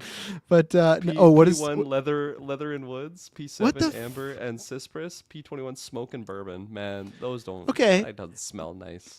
okay? Hang on. I'll take smoke and bourbon. That's fine. What's the second Okay. one? Amber. Amber and cypress. I can tell you what cypress is. It's a tree, I believe. Okay, so maybe. But who wants to smell like leather and wood? What the fuck is that? Who wants to smell like Yeah. leather? Leather doesn't smell good. No. I don't know. Yeah, But we'll we're gonna have try to. it. We're gonna We're try. gonna layer it on, boys, as per his advice. Dylan's gonna On- fucking on- hate us. On the bottle, it's probably like, do not mix. Do we do get- not get on skin. You should probably get this for GV Day. You know why? Because we're gonna be outside for a cast. Where if we do it for that's a- do it for Extra Life and we fucking stink and we're together for 24 hours and it hurts our head. We'd have to go take We're- showers. Yeah, or at least we can even just like spray this on our wrist and try that. So yeah, get it, write it off. Yeah, we'll definitely do that. Dylan and Tay have no idea what they're signing up for, but there you go. It's So happening. as I said, so which is the Greek mythology and which is the Japanese folklore? I think the Greek. So what Japanese- number, basically? Yeah, and I don't know what the third one is. Oh, he said, what did he say? Stoic or what was it? What was the other one he said? He's like, thinking about the Stoics, like the Greek philosophers. Okay, What a fucking blanket thing to say. I And feel then, like Greek mythology, Japanese. Well, yeah, is leather the Japan? I have no idea. There's no clear. I'm just taking a guess though. I feel like leather and wood could be like the suits, Japanese armors, right? Wooden for the swords they used to use. Okay. Greek, did they have bourbon back in the Greek times? I think they're more wine drinkers, right? Because they have a lot of grapes. Okay, in the so Greek they would be area. maybe the amber and the cypress. But like amber, what is that? They Is that burnt a like lot, right? What the mosquito Right. was fucking stuck in? Island culture as well. Island Oh, right. culture. Okay. These people. Let's see. Island culture. That's probably the amber. That's probably the amber and bourbon. Or what was the? Yeah. Amber and cypress got to be Greek. Okay. So that's Greek. Yeah. I'd say that's Greek. The bourbon's the island culture, Samoa. And then leather and wood's Japan. Your guess is better than mine. I don't know. I don't know how he's reaching. Absolutely, yes, Bubs. He's just bullshitting for 4 minutes. Yeah, they just said you got to make it 4 minutes. There you go. So There's a Q&A on the website. don't do it. Let's move on. We'll be here no, forever. Yeah. Kirkland, breaking news: HBO has officially confirmed that Euphoria has ended after 7 years. Tonight's season finale is actually the series Just now. finale. Yeah, Nice. there's an article. They put an article. What was this? I'll drink to that. Drink some Papatua. Oh! But yeah, there we go. Now we don't. So now I can officially say there's no dancing around it. That was the worst season finale and series finale Yep. or final season. So there you go. They won it. So and thank you for HBO for ending that. Let's get to this Patreon question. Then we're gonna get to some of this news here. We got a long way to go. Buckle up, Kirkland. It's gonna be a juicing one. Okay, question one, Clay.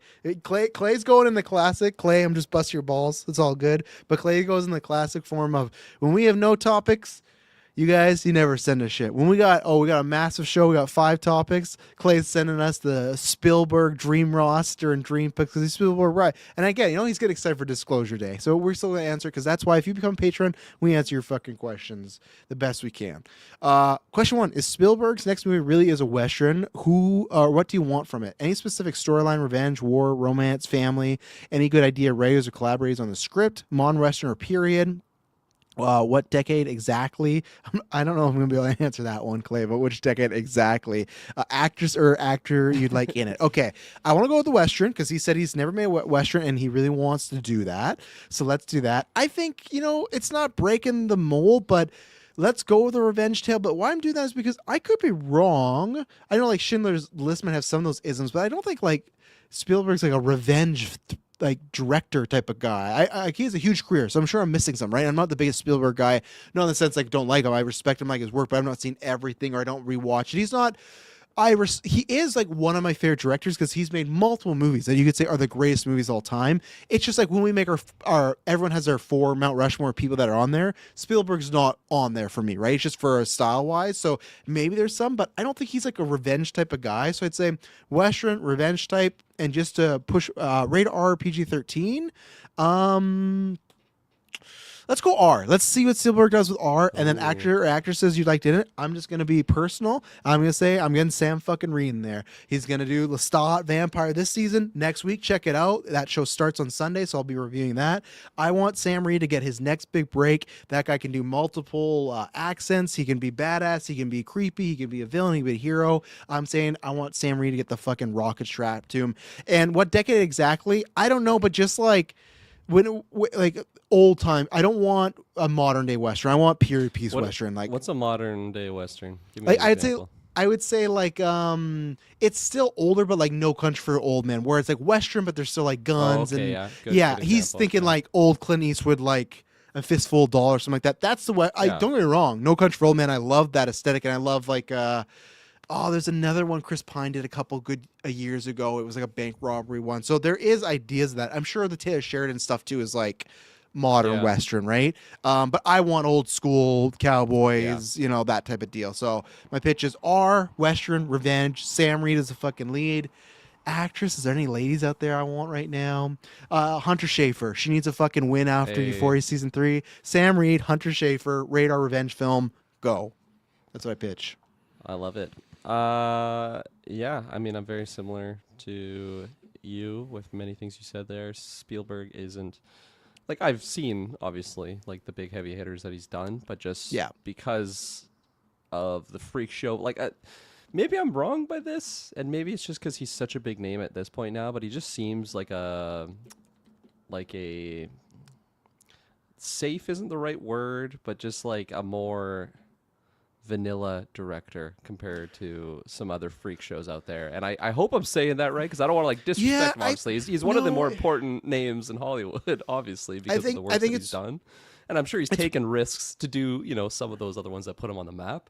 But now I think just because he's such a big name, it's like when I think of a Spielberg title, it's like a Disney movie where like, okay, I obviously Disney can do interesting stories, but at the end of the day, it's a Disney movie. You kind of know what that formula is going to be.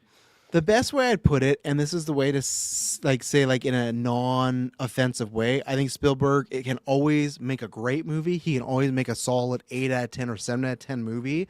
It might not be the movie of the year, the one you walk away from. So I have to bring up one guy to bring him down. But I remember when Leo was talking about Wolf of Wall Street, he said Martin Scorsese is 70 years old and he's still making rock and roll music. I don't think Spielberg's making rock and roll music anymore. Now, I know someone might be like, he never did. I mean the sense like E.T. was revolutionary. Jurassic Park was revolutionary. Indiana Jones was revolutionary. I don't know if he has that in it. Now, don't get me wrong. I would love in a couple weeks from now if we're talking about Disclosure Day, and that is that, where we watch like, okay, he's in there, but I just don't have. I feel like there was a certain time where he just lost that type of, or maybe not lost it, just evolved. I don't know. Maybe it's also just the young man's game type of way where you're trying hungry to build something. Like he's won multiple Oscars. He's produced billion-dollar franchises. Like he's done it all, and he is literally now for my list. No, but if you were to talk about the most important directors of all time for Mount Rushmore, he's easily on there, no question, right? It's not even a debate. So I think it's that thing of like, what is there to conquer? And I don't know. I don't think he's made any movie that I would say is bad from War of the Worlds till now. There's just none that I have absolutely loved. And I wish I was like Clay, where I was like jazzed to see that. But like and don't get me wrong, I don't think David Fincher is as good as director Steven Spielberg, but I would be more excited by whatever Fincher's doing next versus Spielberg. Different ages, but I'm just trying to say like somebody like that, okay, maybe they haven't had like hit after hit after hit, but I'm still more excited to see The Adventures of Cliff Booth and what happens there versus Disclosure Day, just because like there's been a bunch of stuff like BFG or Bridge of Spies or West Side Story or like even Fablemans, which was like a biopic about his life. It was very well made and nice, and it had had its arcs. It checks all the boxes of being a good movie, but it just doesn't like hit with me. And maybe a Western could do that too, right? Maybe that could True. be a little, and same thing, Radar be a bit more gritty, so. I'm just because of his name, I'm a Ready Player One defender. Also, I actually really like that movie. Yeah, some people dog on that for sure. I don't dog on, but it's just like it's good, but it's not like I'm not fighting for it in like best of the decade or anything like that, right? Sure. It's good. It's a good time, Yeah. So what was I saying? That you were just comparing to some other directors, not necessarily your Mount Rushmore favorites. Well, Definitely yeah, and same thing also for me. what do you want them And to do, then- etc. That type of stuff. Yeah. Like, wait, what? That was that the question? I thought it Clay's was about question. the Western. It was about the Western. Well, yeah. I but was I mean, like pitching in a all Western that. in my head. Yeah. I just mean all that. He has those specifics. Radar, PG-13. He's pulling up the question okay, again. yes. I sent Yeah, him the sorry. question, Clay. I sent him an hour. You threw me off though, because then you're like asking us. Anyways, I'm. Don't be reading offended, it. Clay. He still didn't. He finally answered a question I asked him 2 weeks ago today about some filming projects. Obviously, I prioritize the Patreons over you, asking about course. some random filming dates, like 3 months from now. Not 3 months from now. 3 months. It's coming up. June It's coming up. 20th. It's June coming 20th. up. June 6th This next fucking week. guy. Yeah, it's coming up. Maybe standing outside alone waiting for a pickup. But no, regardless, I don't think I've ever really been like a Western fan. I think my Western movie I kind of loved growing up was Wild Wild West with Will Smith. Oh yeah. Shouts out to those movies. So yeah, I'm not really like seeking this out, and like Spielberg, it's the name, definitely important name for me. But like when I think of that, I'm not just gonna go see those movies. I'll go see his movies if they interest me. Fableman's never ended up seeing, but like Disclosure Day, as soon as I heard about that movie, I'm so hyped for that. I'm seeing that Yeah. on day one. Western Spielberg, I could be interested, especially depending on what the trailer looks like and whatnot, and who's a part of it. I didn't even really know what the modern Western is. That's why I asked what Travis would be pitching there. Or sorry, what Travis knew about the modern Westerns. So yeah, I would definitely go the period piece, just the more like traditional Red Dead Redemption type era, right? Like I think that's late 1800s. I would imagine. Well, whatever that early kind of America, that era. yeah, like time period would be, and like.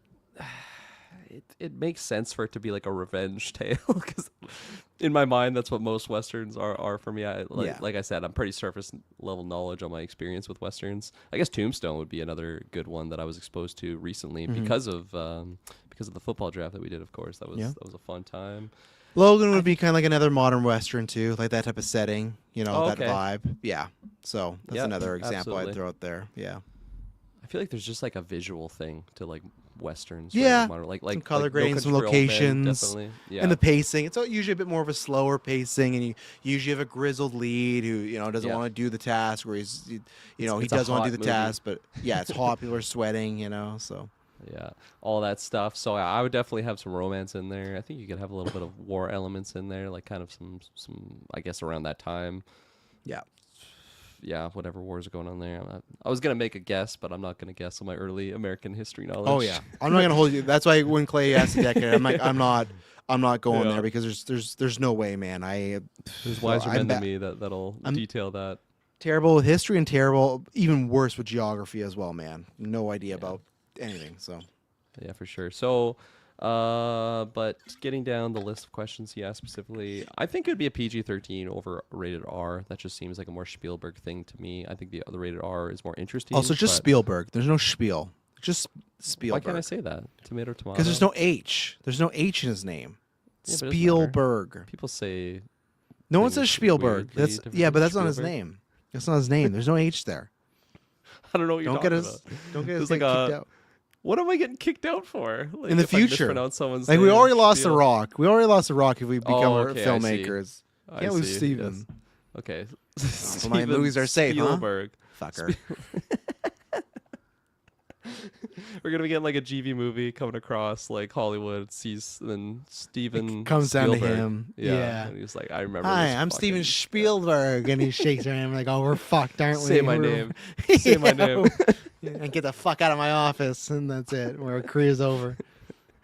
I feel like he also just looks like such a friendly guy. Like every time I see a photo Yeah. of Steven Spielberg, but then like in that moment he's just a total fucking like.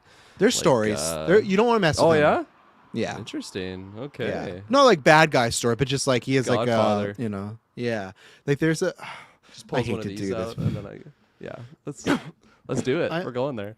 well, and I don't think it's a bad I'll clip either. finish answering my question Yes. while you do that. Yes. Or finish answering my answer here for Clay. So PG-13, actors, actresses, grizzled lead, handsome man would fit in the Western. Austin Butler, man, like he would totally fit in this whatever universe. Oh, Could be yeah. an R-rated, but PG-13 for sure. And then for female, I'm gonna take what's her last name? Daisy Edgar Jones from Okay. Twisters. Yeah. I haven't seen her in enough things. She's charming. She's also like I don't know. She's seems like a capable lead in like action, whatever. So yeah, and someone I want to see in more things. And I think those two could have some good on screen chemistry. They're both good looking people. So yeah, that would be my Western Spielberg. This is What a do we got clip. This is a clip. Why Steven Oh, Ben Spielberg refused to Affleck. work with Ben Affleck. I made this movie Is that called Steven Man Spielberg? About Town for No, Lionsgate. this is a different guy. Ben Affleck. Different actor. It's really interesting. I had written it It's only 2 for minutes. Steven Oh, Spielberg. here you go. He saw me in The Contender, and he put me in a Minority Report, and then I showed him Oh, good movie. The Upside of Anger, which I was editing. And he said, we got to do something together. I want you to write something for me. And then Ben Affleck comes to my editing room and watches Upside of Anger. Says, I want to do your next movie. I said, well, I'm doing this. Live by Night. Wait till you hear about Live movie by Night. You Man start About pitching Live Town by at Night. DreamWorks. He said, I know, I want to do it. I haven't even read the script yet, but I want to do it. I said, okay. I call Steven. Steven says, no. Can't do it with him. I love both these guys, and they're both smarter than me, but they both kind of acted like idiots, and so did I. So Steven says, Mike, let me tell you something. One time, he was going with my goddaughter, Gwyneth. And we all went on a trip to Spain. Gwyneth I believe it Paltrow? was. Is that who he's talking about? Yeah. And my son was a little boy, was playing in the pool, and he got out of the pool, and Ben came in fully dressed, and my son pushed Ben into the pool. And Ben got really mad at him. And he came out of the pool, and he picked him up, and he threw him back into the pool and made my son cry. I said, okay.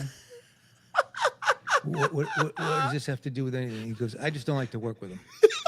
Ben calls me up. He goes, did Steven Spielberg tell you I threw his kid in the water? Is that what happened? Is that why I'm not on your movie? He would do it just like that. He just what he said. So I call Steven back. I go, listen,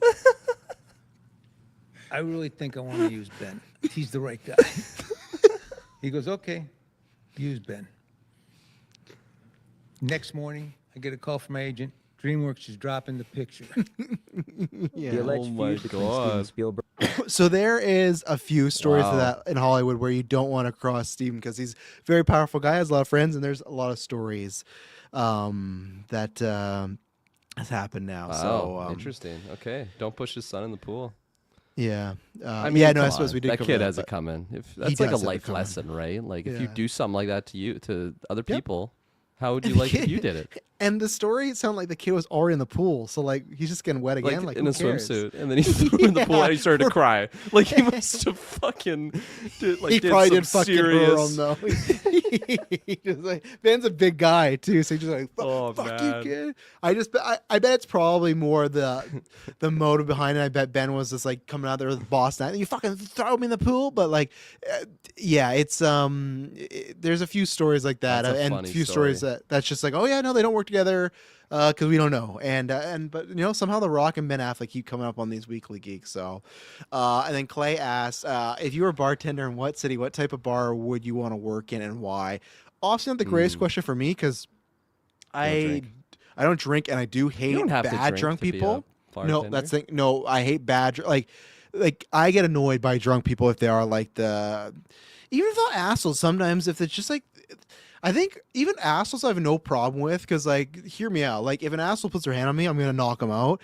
What's worse than an asshole is a fucking annoying drunk because you can't do anything with them. You're like, oh, fuck, they're not trying to fight me, so I can't take them out. And they're not like, they're just like being loud, being obnoxious, just like embarrassing. So I wouldn't love to be that. But, Clay, if that was it, I would want to, like 80s Miami or even Miami like 10 years ago. Because before I met Emily, my plans moved to Miami. Miami has just the best vibes for people because obviously everyone's retired.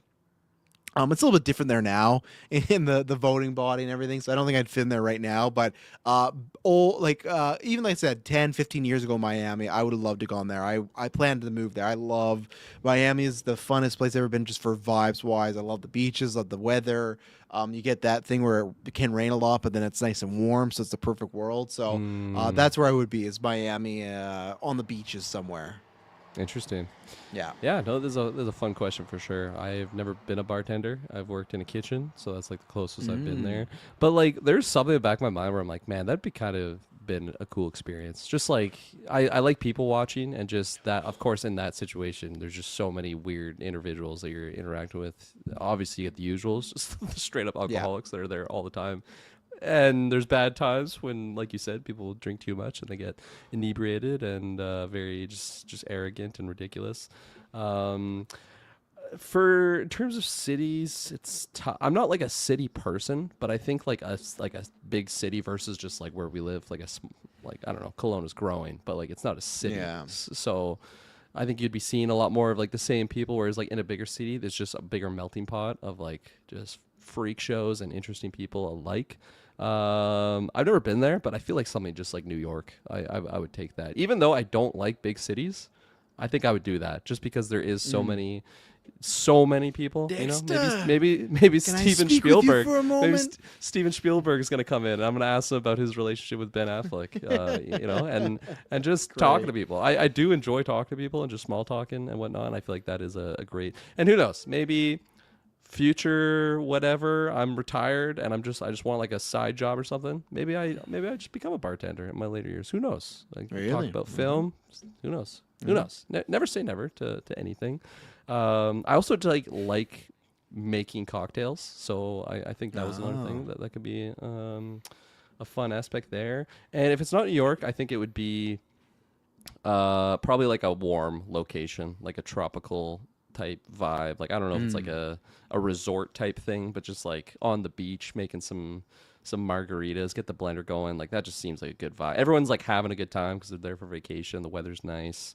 Once you're off, you can just go swimming. That seems like a good vibe. So yeah, I'd probably pick New York just as a pick there. Good question. There you go. There you go. There. I hope you got your fill there, and I hope you got a good Spielberg story there, Clay. But and how do you say Spielberg? Spielberg. Let us know. Oh, they I'm hopefully say it the right way I do. Let us know. All right, I had a game for you here, but we're not going to do that. I'm just going to give you the numbers. So June, lots of box office happening. A bunch of movies are coming out, so giving you some of the tracking numbers. Can I let you know? And obviously, all these movies we don't have official budget, so it's gonna be a feel for you, Kirkland, about if you think this is a win or or something to be worried about. Toy Story right now tracking to be 150 to 170 opening weekend, $1 million. $150 million. Yeah. 150 to 170. That's really good, isn't it? Yeah, that would be a franchise best if they were to hit that number. So that is pretty good. Yes, the biggest score before was 120. So this would be beating it by a whole 30 to 60 million. What was 30 your to 50 question? million. What was your question for me? Just a reaction? That was a Taylor moment. I literally fed him the whole. Yeah, I'm gonna ask you if we don't have the budgets for these movies. Because originally I was going to give you all the movies and tell you the opening. Okay.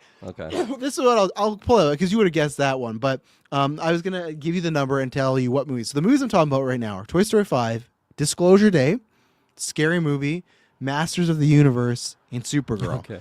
And I was okay, tracking for 150 million. I think you probably would have guessed it's Toy Story.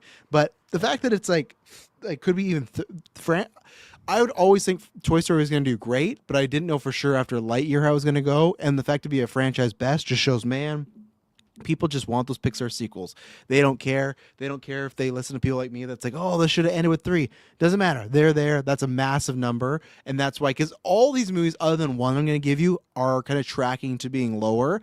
I had said that at the beginning of the year. We talked about that after 9, Supergirl, and some of these other movies should have stayed the fuck away from June, because I know people go, oh, it might not be a family movie. It doesn't matter. Sometimes it's just, if you're going to pay a bunch of money to see a movie, that's one. But okay, I'm going to give you, what do you think is tracking at 47 to 65 million?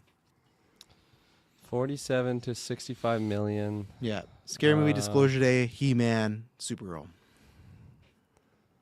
Oh no, I'd say, and this is the second top one. I'd say this is the second yeah. highest. Disclosure Day.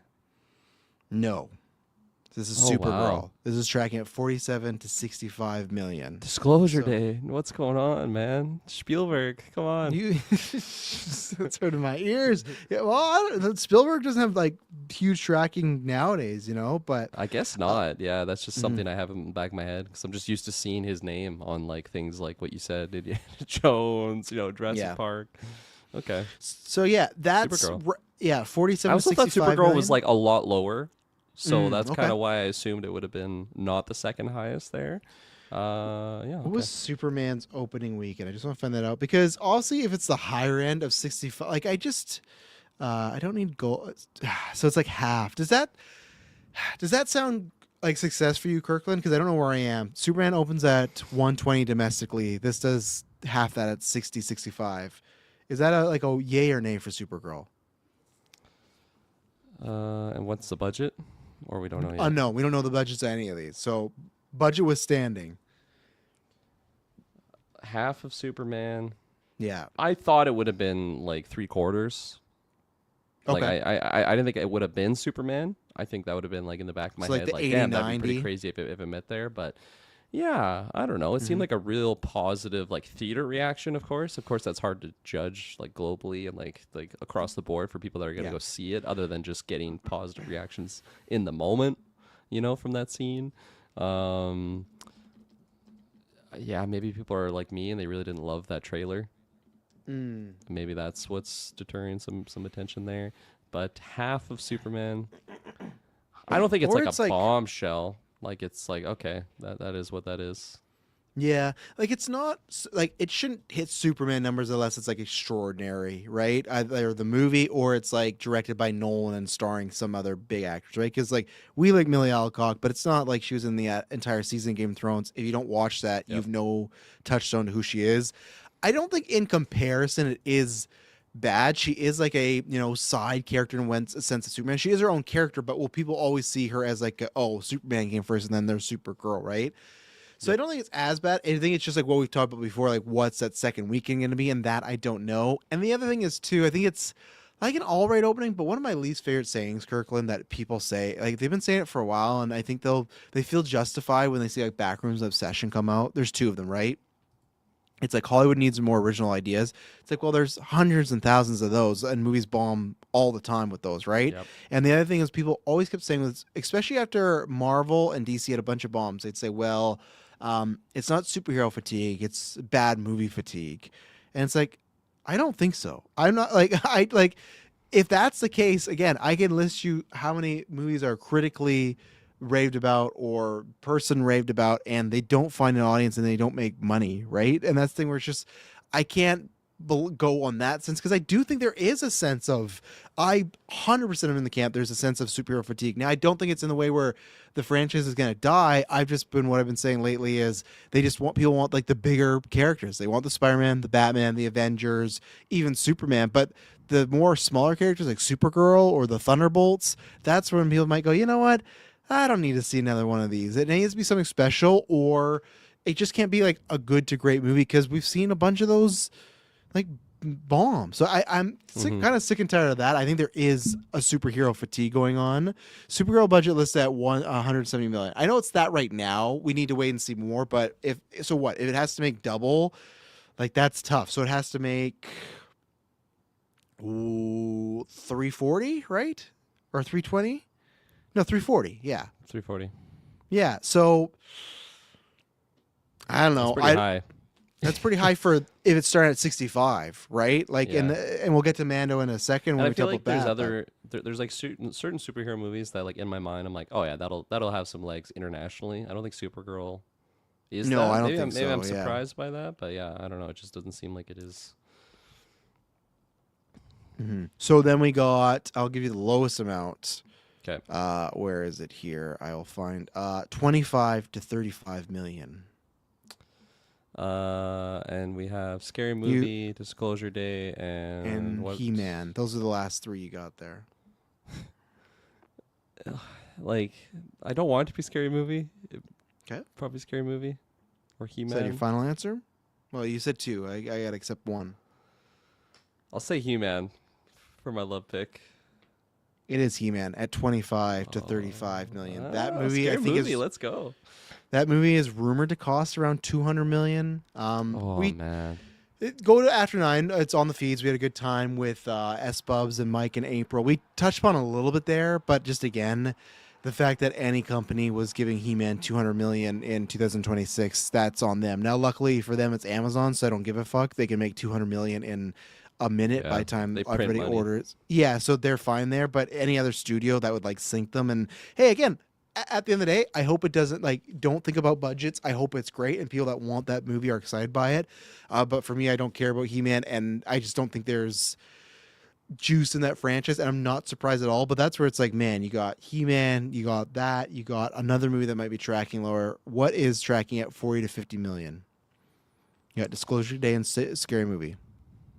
Scary movie. I guess it's kind of a trick question. Scary Movie's tracking from 35 to 52, and Disclosure Day is 40 to 50 million. So about the same. I think that's great for Scary Movie 6.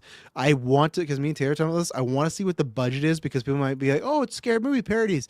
What I worry about is getting all the OGs back. You got to get Keenan, who has a producer credit. You get Sean and cheap. Marlon, and then Yeah. Regina Hall, who Regina Hall was just in a fucking Best Picture movie last year, you know? And then, what was it? Dylan asked roll credits on Bond. Those credits aren't rolling, you know? I'm over here fuck. talking about Euphoria. Yeah. And then same thing. And Anna Faris, you know, she's had some success. So I don't know what the budget is overall, but I think it's like a opening weekend. So this weekend, which is crazy, Kirkham, we're seeing Scary Movie 6 in 4 days now, but it's opening the same time as He-Man. It's supposed to beat He-Man. And then Disclosure Day, yeah, it's tracking at 40 to 50, which is honestly, because I've seen a lot of people say like, oh, that's low tracking. I actually think that's like higher than I thought it was going to be, because I've said this for a while that I don't think, don't get me wrong, there's millions of people that care about aliens. I don't think the world cares about aliens like they used to. We live in a world where so much gets revealed about aliens and people don't even give a shit about it anymore.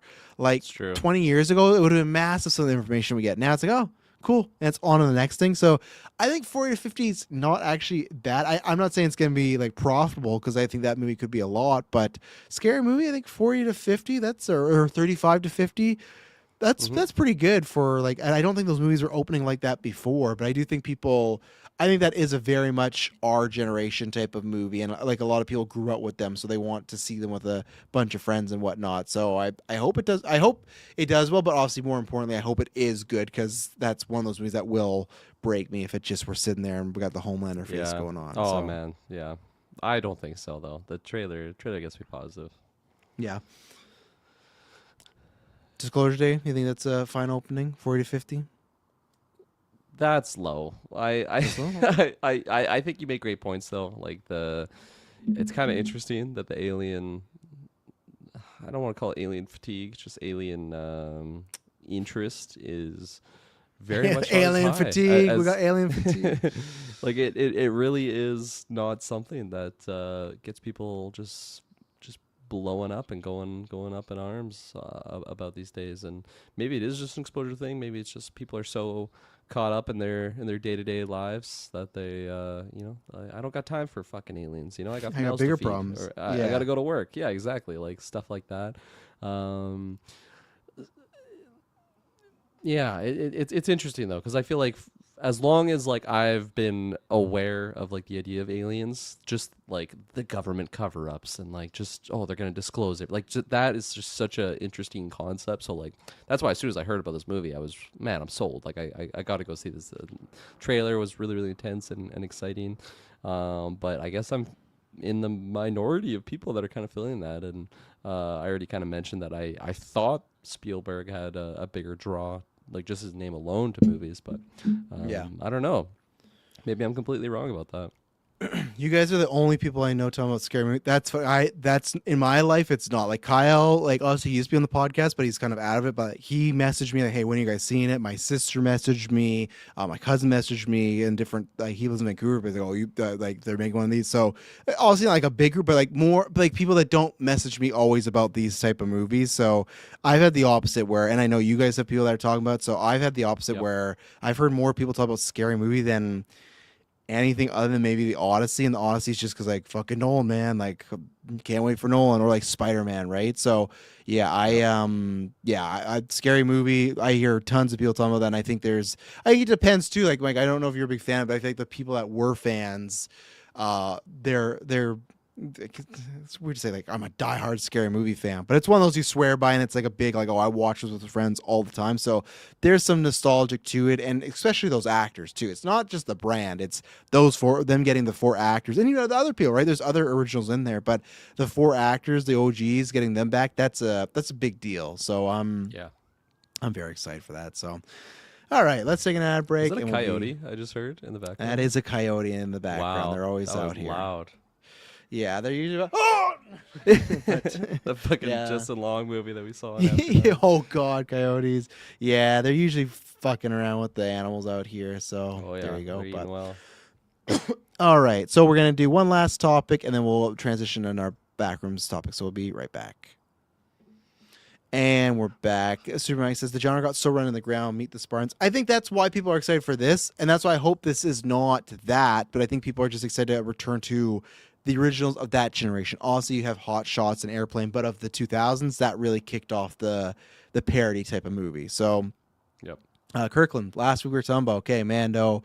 Had that opening weekend. Actually came in at one point it came in 2 million above the projections. Actually came in 1 million below when the finals came in there, so couldn't hit the projections. But then we're like, okay, what's going on weekend 2? We were both on the side that we think, talking to other people, seeing the reactions, that it was going to crash and burn. And it pretty much did. It dropped 69%. It did not finish even second. So it's the first ever Star Wars movie not to finish first in its second weekend. It was behind not only Backrooms, but Obsession, which Obsession is on a run because I'm saying it like Spielberg. Obsession, can I get this here? It had a 30% growth in the weekend. So it's done from weekend 2 to weekend 3. It's been bigger each weekend. I don't think it'll pull it off in weekend 4, but you never know. So that going on, but yeah, so it didn't finish number 1, didn't even finish number 2. I think it made about like somewhere around 24 million. It's crossed like 200 million now. Looks like it's probably going to be similar to Solo, but lower because it's tracked behind. It's probably going to finish at that 350. We said this last week, but we got the confirmation. You surprised that it had a massive drop this last weekend? Not surprised, especially just because of the buzz around Obsession, and then there was a lot more hype around Backrooms than I was really familiar with. I found that out when I went and saw it. But yeah, no, very much not surprised. Like, my opening theater there's people in there, but like it was really not anything close to what I was seeing for Obsession and Backrooms, and even just my own 10 p.m. showing for Backrooms was jam-packed in comparison to Mando. And April said in the Discord, she's like, her son's big Star Wars fan, and like he wanted to see Backrooms over Star Wars. And like I've heard the same thing. Like people in my life that are interested in Star Wars, maybe their kids are interested in Star Wars, and like they're like, yeah, no, we're not. Like, there's no buzz around that specific project, which I'm not surprised about personally. But like when I think of just the fact that Star Wars, like it's been 7-8 years since the last Star Wars movie in theaters. The first Star Wars movie in theaters, like 69% drop off from week 1 to week 2.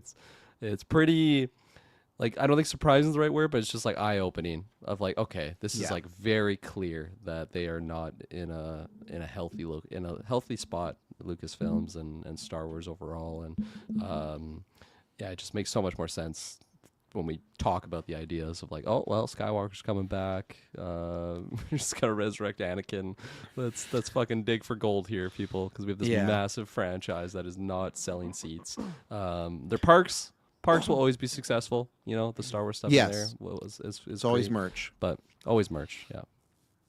Yeah, and again, what we've talked about before, the hunt for Ben Solo and all this type of stuff, we never know what the projections of what they want, right? If they made this movie and they're like, hey, if we can make 300 to 350 million, we're happy with that. we don't know what's happening in the back rooms. No pun intended. We really don't know what their goals are. If they expected to put this out and be a massive hit, then yeah, maybe that was obviously it's not what they're getting there. But we don't know what they look on a sheet, and it could just be, hey, we don't want to release this as a show. Put in the theaters, get as much money as possible. Even if they don't care, just get as much money as possible. We're going to Starfighter. And yeah, that Star Wars is obviously not in a good place. I'd say it's probably the lowest it's ever been, but we do have to see what happens next year. And that's where I was talking with Maddie about like a pizza bet for how good or bad Starfighter did. And he gave me a number like top 500 million. And that's what's so tough for me because all you have right now are two films that came out just below 400 million, likely with Mando. And then the other movies are $1 billion movies. So the Disney era, it's like, you have high success rate or low success. Like there's no like in the middle. And Starfire at 500 would be an in the middle. And I don't know. I don't know. Is this a situation where they see Starfighter and they went, oh, that Mando movie wasn't that good. Or I heard it wasn't that good. And I'll just wait till streaming to watch Star Wars from now on. Or is it, which I forgot about, but next year's the 50th anniversary. They're putting New Hope in theaters. Can they use some of that goodwill to like jumpstart Star Wars again? And could it be? And I do think Starfighter will be better than Mandalorian and Grogu. I trust the team with that and Sean Levy to make like a popcorn flick for everyone to enjoy. I just don't know where that is at. And again, when I push back, I know Kevin Davis on our review, he brought that up, and other people I know, Fanboy Clay feels that way of, Star Wars is just for kids. It's like, well, the kids aren't wanting it then. Like you talk about April's son there, right? It's like it might just be for kids, but then it's not this generation of kids. And that's where that was the gamble they made, right? When they made a movie that's so kind of, and there's sure some scary creatures, but really way more kiddie. You have to have that big kid family audience, because if you don't, they're not going to come out. And as I've said before, Toy Story Minions is on the way. Mario was in April. It got, just like Supergirl, it got sandwiched in between stuff that other people would go see. Because even then, like, even if you like Mando more than Grogu or whatnot, like, or sorry, more than Mario, Mario's just such a big brand, and Toy Story is such a big brand, and Minions, right? Where sure you can say Star Wars, but Mando and Grogu are not the same. So I know I said this, I think, in the season 2 of Andor review when they had the sexual assault storyline, and that was a very divisive storyline with the Star Wars community, right? And I said, hey, this might not be forever, because at one point I said you can't have all stories be Andor, right? Because you cut off a certain audience. But then eventually I came around and I said, you know what? Maybe you just do. Maybe Star Wars just has to change. And there was a certain time. I'm not saying there has to be SA in all the projects, but just like more adult, because maybe that was a certain time. Maybe if it was for kids, maybe that was a certain time. But guess what? Those kids have now fucking grown up, and maybe because the other thing that happens is if they don't like Star Wars, guess what? They don't bring their kids to it. I love Star Wars. This was a fun time in the theaters with the girls, but there's other people I know that if they are picking a couple movies every summer, they might go, you know what? I haven't really liked what Star Wars is doing. I'm not in love with it anymore. My kids don't care about it. Because like my kids, like they enjoy Star Wars, but it's not like one of their big love passion things, right? They didn't walk out of Mandalorian and Grogu being like, oh man, I want to watch more. Where now when we're playing Lego Batman, they're asking me, oh, can we watch the Batman movies, right? They didn't have that. So even if it's for the kids, my kids they enjoyed it, had a good time, but they weren't like, can we watch the show? Is there this? So that's where it's just like, maybe there is just a change. It might be radical. It might be, oh, do you lose all the kids? But you've kind of, I feel like you lost them. Other than my kids, there wasn't, and it was opening night, but still, I've been to opening night with fucking movies. I've been to Zootopia at like 7 p.m. and the theater's full of families. So don't give me the shit of like, oh, it's Thursday opening. And it's like, no. I've been to theaters late night when it's like, there's kids. Other than my girls, there's not a single fucking kid in that theater when I saw it, right? So it's like, is it for the kids? So that's where, yeah, they need to check up on that, and just they need a big change. And yeah, I don't think it's fun to meme on. I don't think Filoni's going anywhere. I think he gets some shots at the thing, but Starfire has immense pressure, and I don't know. I think I'm gonna do a Travis Told You look at some box office stuff. So because I just don't know to take that. Would you take that bet on Starfire to make 500 million? Pizza bet with Maddie. Like, is he on no, the saying you actually have to. or over? He's only over. He said he said something like Starfire won't fail or won't be an issue. Where I'm like, oh man, I'm so not comfortable with that. Yeah, it being over 500. I could see both, because we've been there before. Both Marvel, DC, we've been there where all these things bomb and it's not doing good, and then something comes up and it's huge, right? Look at Marvel the year before. They had Deadpool, Wolverine, massive, and then the next year Thunderbolts, and they had Captain America, right? And same thing with DC. The Justice League underperforms, and Aquaman comes out and becomes the biggest DC movie of all time. Didn't impact it at all. So that's where I don't know. I could see a version where Starfighter, everyone just ignores Mando and Grogu, and Starfire is the next movie. It's the 50th anniversary. They're excited. Here we are. Or I could see a version where it's like, yeah, I don't fuck with Star Wars anymore. I don't care if Ryan Gosling's in it. I don't care if it's what. So that's why it's like, Man. I love a good pizza bet, but I told Maddie I gotta think on it.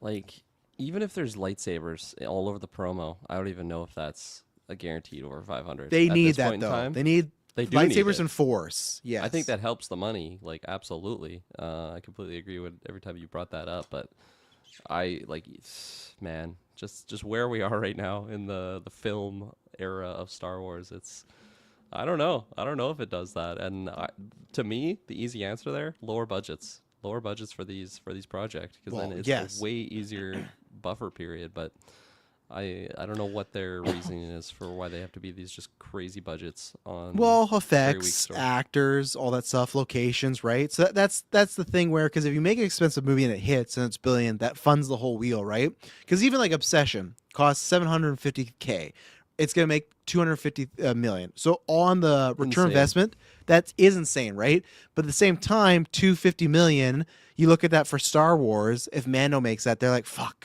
this doesn't do anything for us," right? Yep. It is good for indie filmmaking and that particular film, but a movie like Obsession doesn't spin the whole studio, right? You need the bigger ones, unless you're a smaller studio like A24 and Blumhouse. That works, but for the bigger companies, they need the Disney ones where they're out there. And I agree with you. That's what needs to happen. Or what needs to happen is like with Dune and Odyssey, where we hear that actors take a pay cut to work with those directors, so it looks better, right?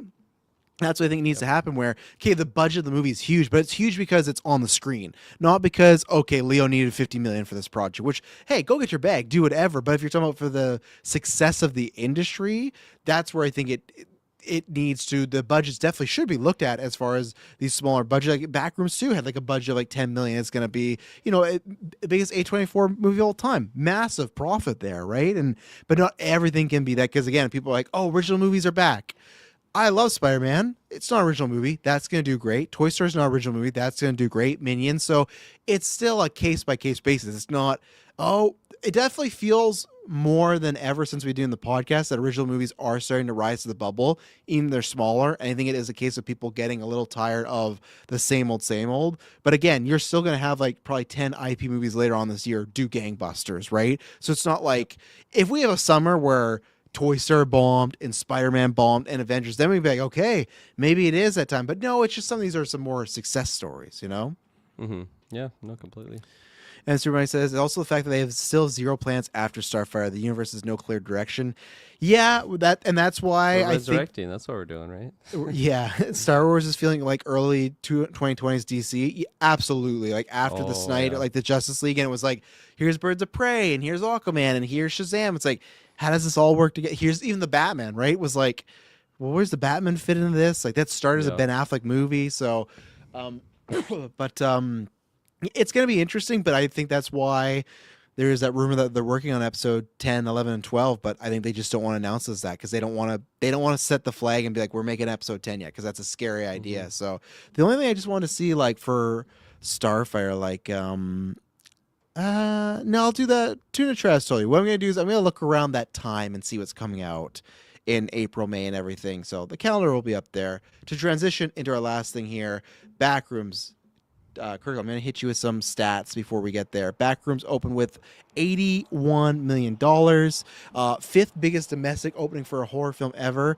A24's second highest grossing film of all time domestically already, which that's going to be in a few days done. So it's crazy. All the films took one weekend. That was done. Let's see. Where's the other ones here? Oh, I got all the rest here. And shout out to him. Good job. Kane Parsons become the youngest director at 20 to helm a #1 movie at the box office film globally. Good on this guy. For 6 years, he's been doing this Backroom series, stuff like that. Good on him for the hard work and doing all that stuff. Makes you feel, oh man, 20 is doing that. I should have been doing some shit earlier on, but I'm getting married, having kids. But that's a good thing. You got to establish a family life, but good for him doing this. Largest original horror debut in history. Largest opening weekend for the first time ever film director. Biggest rated R. And then amongst the top 15 rated R openings all time. And like I said, the budget for Backrooms, let's see here, just to confirm that, was $10 million. So within within like opening night. They made that back. So big success story. Obviously, he has a following on YouTube. He's been doing the series for the years. We talked about this on After 9. That is like Backrooms is a concept that's been around for a long time. So, and again, it's just cool to see that Obsession and Backrooms are having, whatever you feel with the films, they're having this huge moment. And that is very crazy where you have a 20-year-old and a 26-year-old director with their original IP ideas, and they're beating a Star Wars movie in its second weekend. That's some cool stuff. That is good for the industry, and I hope stuff like that continues. So in that sense, great for the movie. Kirk and Patzer, what did you think of, and do non-spoilers first, and then any spoiler stuff, because we had taught spoilers. I don't actually have too much to say in spoilers, because the movie is only an hour and a half, and I'll say, like, a lot happens, but a lot also doesn't happen at the same time in a sense. Yes. So, but yeah, non-spoilers, what did you think of Backrooms?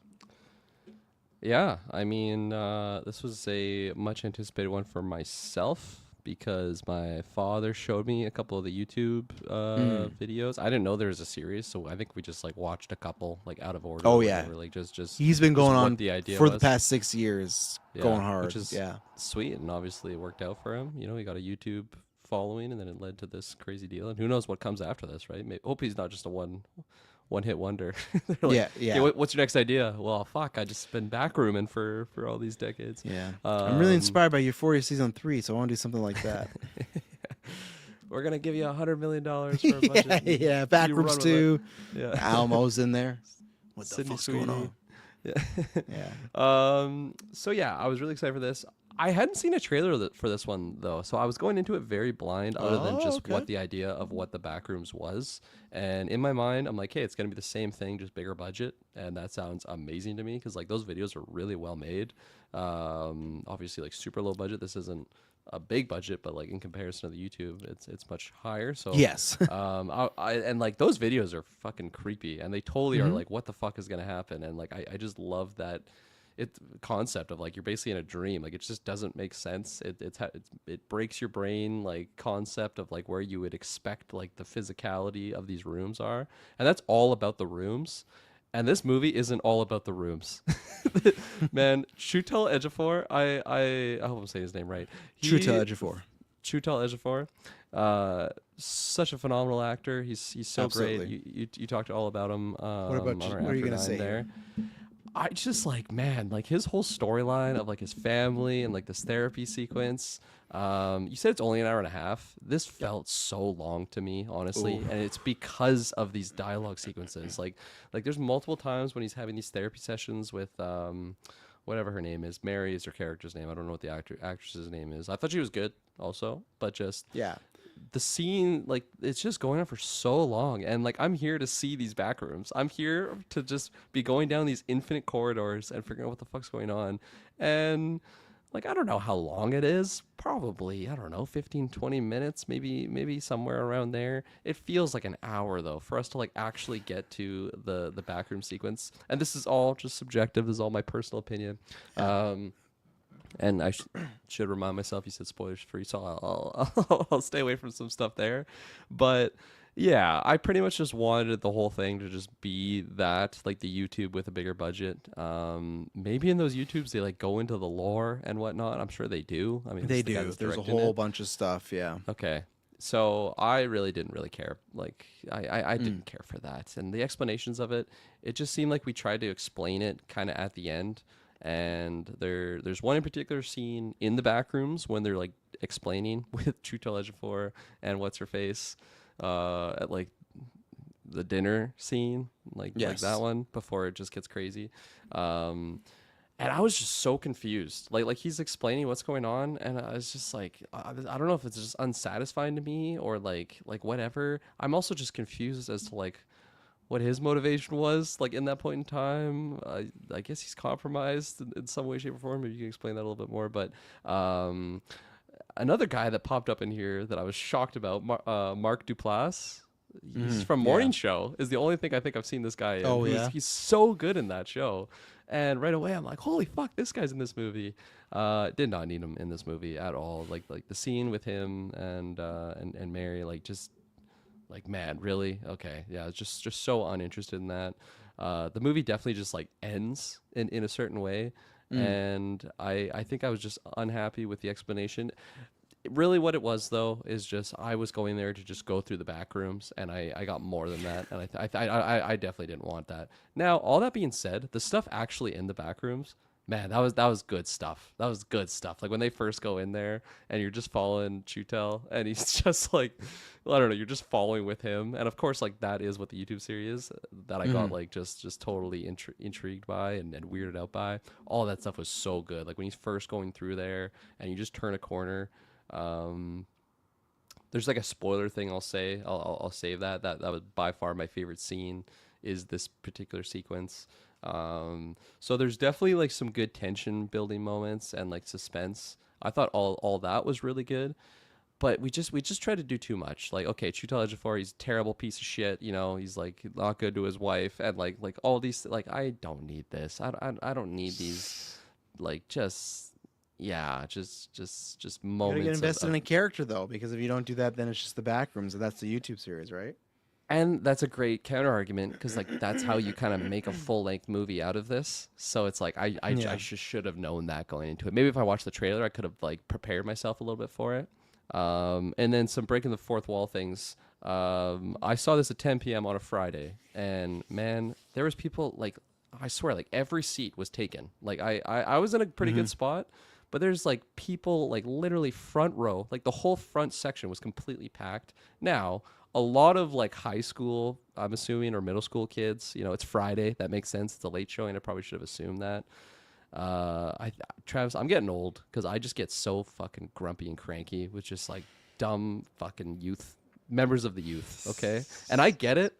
I get why they're like that. I was like that. Probably even worse. I was probably even worse than what these characters are. But now that I'm an older man, I'm in my 30s now, I just get so fucking triggered by some of these fucking just yoo-haws out here playing what is the quote? Yoo-haw with the fuck around gang, whatever. Yeehaw with the fuck around gang. Yeah. And they're Shout like the throwing camping. popcorn at each other, like literally in the theater. They're like screaming at like really random moments because they're just like trying to get like they're, I don't know, trying to impress their female friend that they brought with them. There was like groups of just like friends that were like actually making noise in the movie. And Did they stop when the movie started? No, oh no. Like I've there's a heard- scene there's a scene when they go through the back room and one person just screamed, like literally just screamed, and then it activated like some person in the back left screamed, and then they like giggle, and then like person in the far right like screamed. I've And I'm seen a just lot like, of people complaining about the bad hell is etiquette this? in this movie. Luckily, I had a lot of young film bro type of dudes and people like that. But when the movie started, they were mostly, I would say, 95% Yeah. good. So And like majority of the movie was fine. If I was sitting near them, I would have been so triggered because like they're literally like I could see them in front of. They're like in the front second. They're just whipping popcorn at each other. They keep turning around and like whispering things to each other. I'm just trying to lock in and see this adventure. So overall, it wasn't like game. If it was game breaking, like yeah, okay, I'm gonna go talk to someone. Like this is ridiculous. Get these people out of my theater. I paid money to come see this. Like this is something. But like I don't know, it's also just it's a YouTube series. A lot of the people are probably just interested in that, and like yeah, a lot of seats were sold. Absolutely, the 9:20 showing was totally sold out. My showing, the 10 p.m. was fully sold out. And the they 7 added another showing for me. So yeah, the 7:30 one. I sent you guys the screenshot. It was insane. It was like completely sold out also. So really, really good for the success of the movie. But yeah, I was just getting triggered by that. But like, obviously, I'm not gonna blame the movie for that. That was just my own experience. And going opening weekend on like Friday late showing, I should have known that would be the case. You know, kids are out on the Friday. And I'm also just triggered too because these fucking kids are all around my neighborhood on their e-scooters, and I swear to God, they're gonna get decked by a car. It might be me, might be someone else. I get so triggered by these kids just rip around. E-scooter kids running They don't around my neighborhood. they don't follow the rules of the road, and they're gonna get decked. And like a child is actually gonna get seriously injured, and then it's gonna be like, okay, now there's more laws implemented. But rant over. I was just carrying extra things in the movie, but yeah, the backroom stuff was good, but the story around it, I just was really and like the stuff with the like Mary's daughter and like they tie it back to like her mom being like well, her daughter too, right, died in it. Not in the movie, but like she's carrying that PTSD. The therapist lady, that's why she's carrying that rock around because it's like the handprint of the little girl. Or is that supposed to be her? I think that's her. Okay, yeah. That's her. and her Regardless, Yeah. yeah. It was weak stuff, and like you said, you do have to make a story, get someone invested in the characters. Yeah. Like all your points are completely fair, but just that's not really what I wanted out of my venture. And yeah, like the opening when he's just like doing this therapy session with her. I'm like, what the fuck are we doing here, man? Like seriously, like I felt like Homelander, especially there's kids all around me throwing popcorn, and like I 100% was Homelander in that theater. She's hot. Yeah, but then we go to the back rooms, and I'm vibing, and I'm like, okay, they're actually doing this here, but that just didn't seem enough. I think, but Yeah. So yeah, not a fail. Like I wouldn't fail the movie. I was just Well, like you dropped the Kirkland Yeah. very first reaction in the Discord. Said, I've seen Backrooms. Then he got out. He dropped this. What the fuck is this piece of shit? And that's how I felt with like the Chutal Ejiofor like therapy stuff, and him like thinking about his family and living in the fucking furniture store. Can I say spoilers now? Well, I haven't given my thoughts. Okay, I forgot that this is a full review. I kind of forgot you. Already Oh, I'm talked gonna about cut it, this but- out. Yeah. Okay, fair enough. Okay, yeah, fair enough. Okay, I don't need to. I'm just trying to listen. I'm trying to get my thoughts, and Kirkland's over here. You have the right to shut the fuck up! No, we're ending the episode here. We're ending the episode. Yeah, 0 out of 10. Don't see it. No, like I said before, I had only looked it up once. I heard this guy's getting a deal from the YouTube series. Okay, I watched a few videos, fun vibes, fun aesthetic, and that's where I will. I guess you're right, because I was telling people it is just the video, like the YouTube series with a bigger budget. Now they don't have the character stuff in the YouTube series like that when they're in the real world. As far as I know, I've only seen, but what I've seen, I don't think it's like a full subplot. It's mostly people go in the back rooms. So I'm just saying the backrooms portion definitely feels like it's we're just gonna do what we do in the YouTube series, but we got more money, and that's fine. That's cool because that's good. I wasn't surprised when the cinema score came out, because Obsession got an A-, which is rare for horror movies. That's really good. Where this got like a B-. And when my theater ended, it definitely had a vibe. Someone about this a bit after, and I didn't want to spoil the review, but the lights went up, and I said the quote already. The guy's like, well, that was overhyped. And I felt like that a little bit. I wasn't fully on that bandwagon, but I understood. I definitely think this is a bit more front-loaded than Obsession for the box office and stuff, because I think a lot of his fans are going to see it. I don't think he'll have the same word of his mouth, because Obsession is a weird movie. This is a more weird, heady movie, and yeah, I don't mind, because you do need all those things with Chiwetel Ejiofor and oh god, what's her name? I gotta get it, because she's an amazing actor. She's in a bunch of stuff, Kirkland, that's in foreign stuff. Like she was in Cinema Valley last year, and it was great. But back, I don't know how to say her name. Otherwise, that would help you out here. Renate Rensve. Yeah, fuck me, damn it. But What's her nationality? Let's get to the bottom of this. She is Swedish, Oslo, Norwegian. Norwegian. Okay, that's what it is. Okay, but no. So they are both great in here. Specifically, Chiwetel Ejiofor is fantastic. I think he's really fun. So I think you do need those story elements. For me, it just didn't all come together. I think the Act 1 can be a bit slower, but the Act 1's a good setup, and Act 2, there's some intrigue there. I agree with you. Even at an hour and a half, it did feel like a little longer, but I think that's the pacing of this movie. It's definitely like a vibes movie where you're just sitting with time, going with it, and then I think the third act delivers on the wildness and the scares, even though like nothing scared me, but it delivers on those thrills. But I don't think that all the characters really fully came together, and it ends very much on like crazy stuff, eh? You will not that, yeah, just like crazy stuff, eh? And it's like, yeah, and that's like the end of the movie. It's just like you don't feel like too much of a resolution there. So I think where I lean towards, though, because obviously the guy's been doing it for a while, is I think the atmosphere stuff he did great. I think he got good performance as the actors. I think there's some stuff where, minor spoilers, why does Chiwetel Ejiofor care so much to show his therapist about like this room is real, and it's a lot of like, you gotta suspend your disbelief a bit, because you kind of go like, okay, why would this therapist even go in here? Why'd they do that? Like, there's a lot of stuff that's like, all right, I don't know how this all tracks. So overall, like, here's my thing. I enjoyed seeing it, but I definitely do feel it's a bit, I guess, I can't say the movie was overhyped. I feel like people were just hyped to go see it. I will say that what I can say is I had a good time with it. It's like a middle of the road kind of horror movie for me. I enjoyed my time, but it also did not make me like, I know there's more lore, and I've seen like the first video, and yeah, that's scary, but did not make me go, oh, I gotta watch more backroom stuff. And I also was like, hey, if there's a backrooms too, I would see that, but I'll happily see that at home. I don't think I need to go to the theaters to see that, unless it's somebody like an actor I really like, which I did like Chutel, so you never know, right? But it did not make me go, wow, I need to see more. So I think it was like, just like it was a good time, but not as great as I was hoping. And I felt like they had a lot of the pieces there, but it didn't fully come together to be like a great horror movie. And I'm still calling it a good horror movie, so that's a good thing. And again, the stuff, the found footage, the third act, it delivers big time there. Like, I think you get your price mission. I think at times it does a good job of being like a haunted maze sort of movie. But then yeah, there is some of the character stuff that I think it is a little wobbly. So now, people, there's a warning. Now, Kirkland, if you want to get into spoilers, you can say whatever's on your mind. So, Well, like, the thing I was just so puzzled about is, like, when we try, like, taking the effort to even explain what's going on, like, I think you could do this movie without doing that. I think it's just... which part?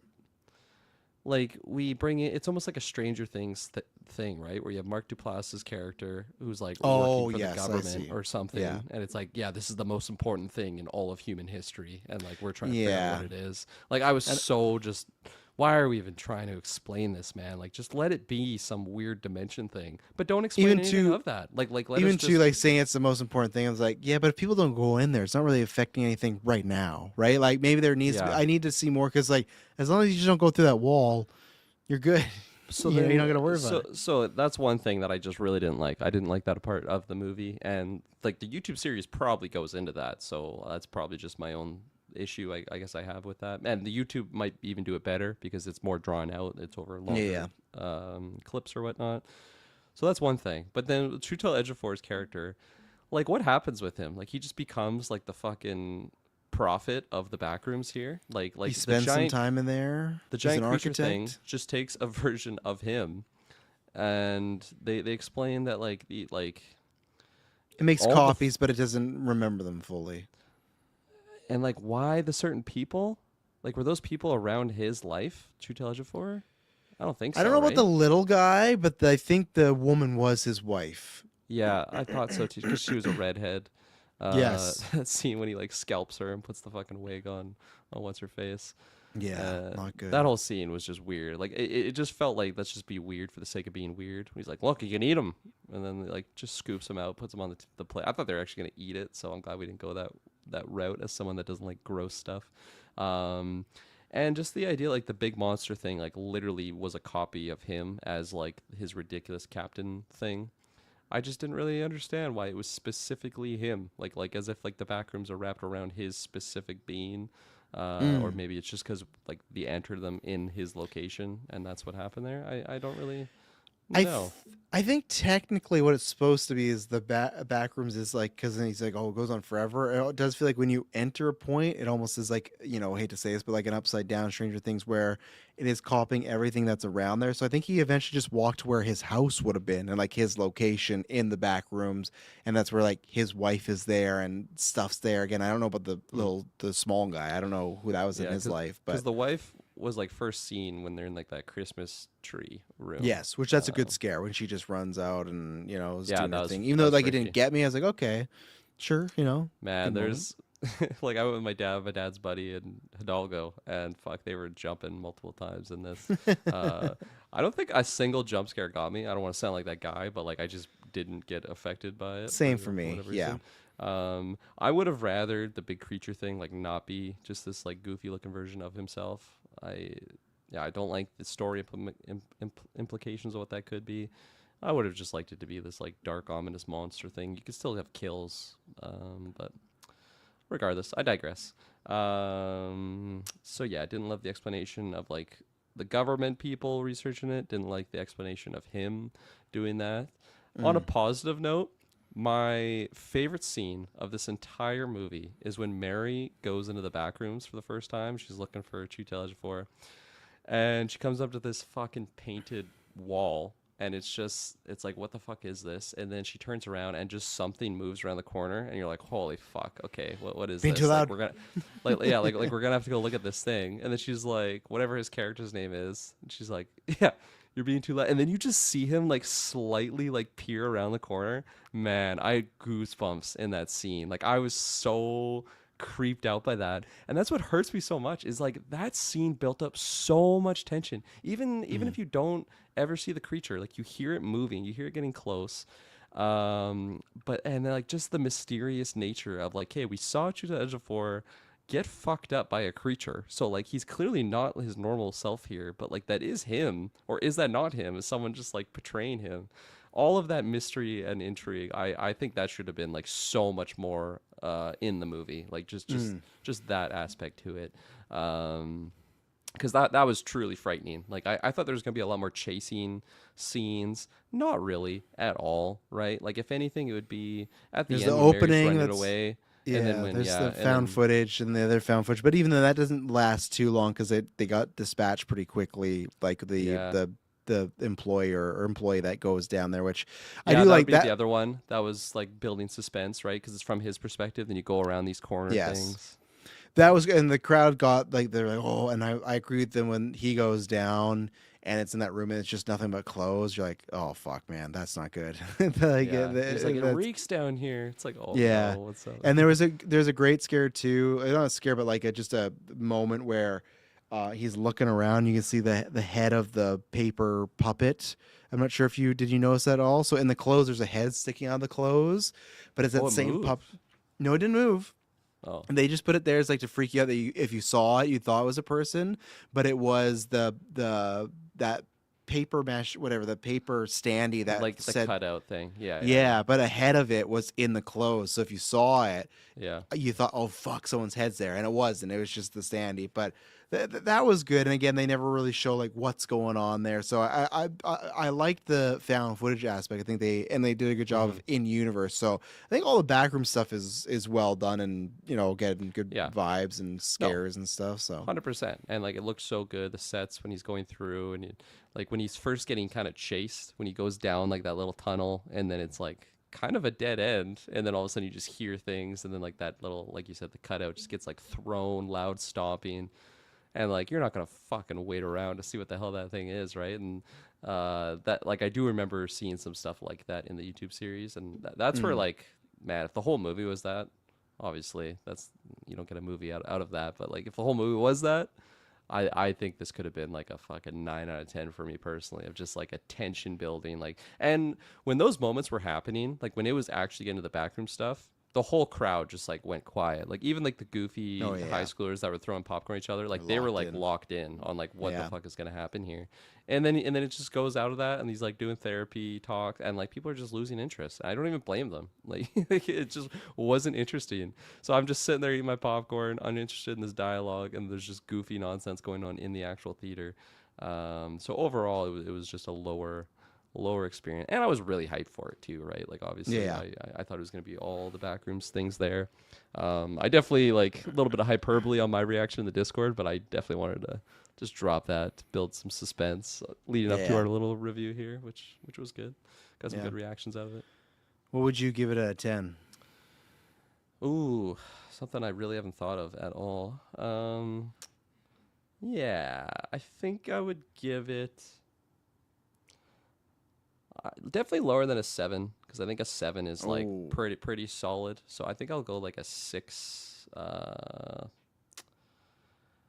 go like 6.25. Not 6.5, but not quite a 6, because like the backroom stuff is just really well done. The larger sets, it was cool to see. It was also cool to see of like, I get why they do the found footage when it's like fuzzy. You can hide a lot of like how it is actually working out, and I think that's what the YouTube, like, why he's able to do them on the YouTube. But it was cool to see like following actually Chutel's character, like crisp, like with like an actual camera, like it's third person basically, like you're seeing him move through the environment, and then we're just like in a stationary camera. That was pretty cool to see. Even though the camera's still like something like old quality, where you'd be like, well, don't just use your phones now, I know that, yeah. They got 4K now, Yeah, you're good to go. 100%. So, Yeah, totally. Yeah, I think I'm a 7 just for the more like on the filmmaking vibes of it as well, where I enjoy. I think they delivered, their performances are there. So, and I like some of the concepts. I'm not saying I would never watch it again. I might, but it definitely didn't stick out as like, oh, this is gonna be one of my favorites near the end of the year, like a Hokum or Obsession, right? It was just like, okay. And like it is a horror film, but it is more of a thriller. I think it has some really good moments in the movie, though, very memorable moments.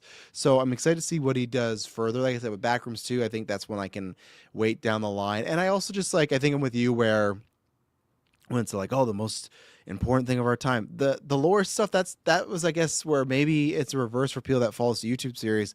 Anytime they're getting into the lore stuff, it wasn't interesting me that much. And we talk about After 9, same thing, like with liminal spacing, that's not something that's like, I'm not like, oh, you shouldn't be interested, but it's not like something that's like my fancy, right? Where I get why people find the Backrooms, that idea scary, but I'm like, oh fuck, that's something that really messes with me, right? Where that's where the obsession thing I love, because like it has the angle of the dating and flirting and all that type of stuff, and people in relationships and that type of stuff. Like, okay, that's angles that I kind of get into more. I think it's also comes down to what you like. I'm a character guy and then a story guy. I'm not saying the movie is non-existent of that, but I don't think that's its strengths. I think its strengths are the stuff at the back room they're trying to mix it, and I get it too. It's his concept for the most part, and like I think the idea is he wants to do more, so you can't just get the full willy-nilly away with everything of like get people in there, do this, get like cops or other organizations. It does have to act as like a origin to people that have never seen anything, right? So I think it does that. It's just a question of,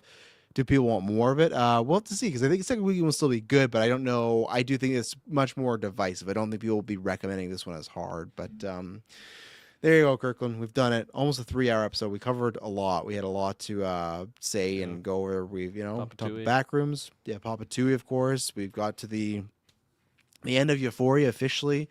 I'm excited to read these articles. Euphoria's done. It's over. We did it. But yes, ladies and gentlemen, we will be back. So this week we got some fun side quests going on. Me and Kirkland will be back with Dylan tomorrow for 007. So we'll be doing that. And then whoever's joining me and Dylan, or it's just Dylan and I on Tuesday, we're doing a state of play for Sony. Thursday or / Friday, we got the scary movie review. And then Summer Games Fest, same thing. Whoever wants to join Dylan and me, we're doing that. And then Travis Told You we'll be back. I'll be dropping Travis Told You interview of Vampire Season 2 retrospective. And then another Travis Told You, just a random news one. And yeah, so lots of episodes coming from us. And I promise you, it will not be boring.